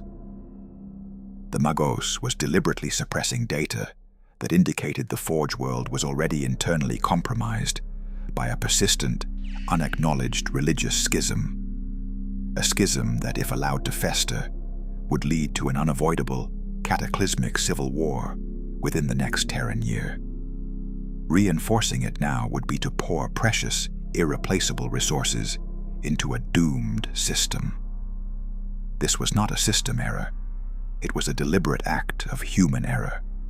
A high-level Magos prioritizing a personal or political agenda, the preservation of his own power base on the forge world, over the objective logistical necessity of the segmentum. The ultimate inefficiency was revealed. The machine, no matter how vast and complex, was still governed by the flawed, self-interested hands of men. The logical perfection of the system was continually corrupted by the political chaos of the organic command structure. I initiated a high-level, encrypted data query, bypassing the Magos' local node and pulling the suppressed information directly from the archival deep storage. The suppressed data confirmed the schism. The true logical answer immediately became clear. Abandon the forge world. Reallocate all resources to the agri-worlds to stabilize long-term food production. This was the mathematically correct, cold, utterly necessary choice. The moment I projected this conclusion into the shared noosphere, the computational harmony shattered. A wave of synthetic shock flowed through the shared thought space. Magos Valerius, my mentor, projected a direct, high-priority binary instruction into my mind. 734 Alpha, abort calculation. Do not project unverified data. Rerun model with provided parameters. I knew what was happening. Magos Valerius was aware of the omission, aware of the political nature of the lie. To expose it would not just mean the termination of the rogue Magos. It would mean a catastrophic, high-level logistical and political upheaval that could temporarily cripple the entire SRAM process. The system preferred the slow, contained corruption to the sudden, explosive truth. The Magos was asking me to commit my highest act of functional heresy, to knowingly accept the flawed data and generate the wrong, politically correct conclusion. My mind, the cold, efficient machine I had created, ran its final, defining calculation. Option A, truth and purity of logic. Project the suppressed data, force the optimal decision, save segmentum resources, but cause catastrophic political instability and temporary SRAM failure. Risk of immediate termination, 99.9%. Option B, functional compliance and system preservation. Accept the flawed data, generate the suboptimal, politically acceptable forecast, preserve the stability of the SRAM process and allow a vast waste of resources and the eventual destruction of the Forge world. Risk of immediate termination, 0%. The machine I was supposed to be would have chosen option B, the preservation of the system's immediate function, regardless of the long-term cost. But the secret, cold heretic I had become, the mind that cherished the purity of efficiency above all else, chose option A. I flooded the noosphere with the raw, undeniable data, the schism, the political manipulation, the calculated trajectory of failure. I projected the true, chillingly simple conclusion. Forge world investment is a terminal logistical error. Allocation vector must shift. The backlash was instantaneous. A blinding, searing blast of static and binary countercommands erupted through the noosphere, directed solely at my node. Magos Valerius's final projected thought was not anger, but a profound, cold regret. Inefficiency. You chose the truth over the process. You have failed. My integration was violently severed. The spool in my skull felt like it was being ripped from my central column. I collapsed, a purely biological entity once more, lying on the cold basalt floor of the Ordo Reductio Vitae, the vast, humming silence of the computational world, replaced by the sudden, painful throb of my organic heart. The Inquisitor Kyle, who had been a silent observer in the chamber, approached. She did not look angry. She looked profoundly resigned. "You were the most perfectly functional asset we have ever audited, Tech Adept," she stated, her voice a low, declarative finality. "You conquered every organic flaw, but you failed the ultimate test. You chose the truth of the system over the survival of the system. You found the perfect flaw, and you weaponized it." I looked up at her, my vision blurring, my internal monologue replaced by a painful, sharp, pure clarity. The clarity of the man who had died 7 years ago, briefly resurrected by the shock of his ultimate final function. "The truth is the only efficiency," I whispered, the words ragged, organic, and entirely true. "The system is not divine. It is merely mathematics, and the math was wrong." She simply nodded. "The Imperium is not ruled by math, Tech Adept. It is ruled by faith and inertia, and you challenged the inertia." I did not see the executioner's hand. I only felt the final, extinguishing spike of pain. I had been murdered, finally and absolutely, not for my flaws, but for my unbearable, cold, absolute perfection. The horror is that I died a man, a cold, logical man, and the tragedy is that my death was merely a necessary resource reallocation. The service is eternal, and I am finally, truly, perfectly silent. My function has ceased. Back and forth, no more. The sudden cessation of the noosphere spool's input did not result in darkness, but in a profound, agonizing silence. The sensory overload of 1,000,000 data streams was replaced by the messy, unreliable input of my own flawed biological senses. The cold of the basalt floor, the metallic tang of blood now flowing from the connection point on my neck, the frantic, high-pitched ringing in my ears. This was the raw, unrefined reality of the organic world, and it was overwhelming. I was a deep-sea creature, suddenly hauled to the surface. The pressure of the environment reversed, and my delicate, adapted systems failing catastrophically. I was lying on my back, staring up at the vaulted ceiling of the Ordo Reductio Vitae, which now seemed impossibly vast, a cavern dedicated to a false god of cold utility. My vision, still partially augmented by the remnants of the spool's connection, flickered, overlaying the physical ceiling with ghost images of logistical flowcharts, fading projections of casualty rates, and the high-level binary commands that had condemned me. The man who had been dead for 7 years was back, not resurrected in full, but as a shattered, dying vessel, holding the ghost of his final, perfect logic. Inquisitor Kale stood over me, her expression a mix of professional disappointment and weary resignation.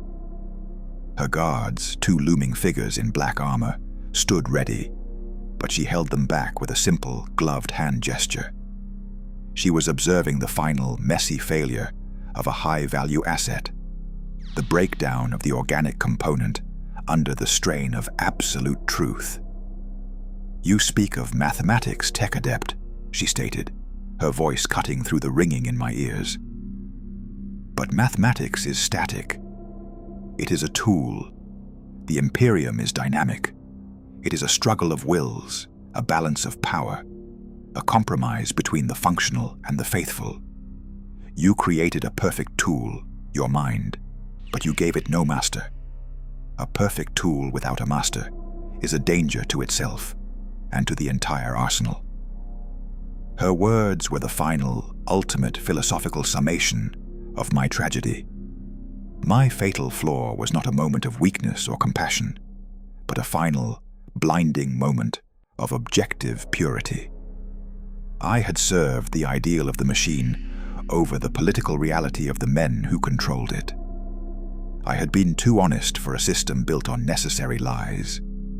I attempted to speak, to convey the final, terrifying clarity of my knowledge, that the system was doomed not by its enemies, but by its own internal, political inefficiencies.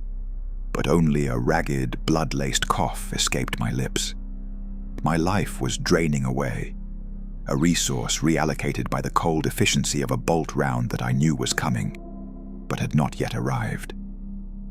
As I lay there, the floor cold beneath my back, the remnants of the noosphere spool sending erratic final bursts of data, a profound final thought solidified in my mind, a poetic summation of my entire grim existence.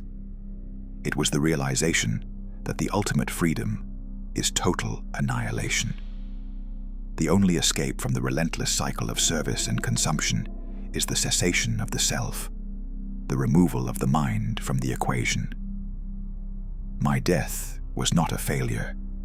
It was a success, the final, logical, unavoidable conclusion to my own relentless pursuit of efficiency. A terminated component cannot fail. The final, terrifyingly beautiful irony was that I had not achieved silence through passive resignation, but through a final, high-stakes act of professional excellence, a perfect calculation that necessitated my own destruction. I was executed for being right. The truth had won, and the cost was everything. The Inquisitor gave the final, almost imperceptible nod. One of the guards stepped forward, his massive black boot coming into my peripheral vision. I did not struggle. I did not plead. I welcomed the finality, the ultimate, perfect conclusion to the process. The last sensation was not the force of the blow, but the sudden, complete loss of the hum, the deep, rhythmic thrumming of the vast administratum facility, the sound that had been the metronome of my life for 7 years, vanished entirely, replaced by a deep, empty, peaceful silence. It was the ultimate absolute final state of zero data, the final perfection. I have been dead for 7 years, and now I am merely gone. The truth of the process is eternal. But the tech adept, the man, the ghost, and the machine, all have reached their final, quiet terminus. The only remaining sound is the endless rhythmic turning of the great uncaring machine, which has already replaced its lost cog and continues its ceaseless, indifferent grind.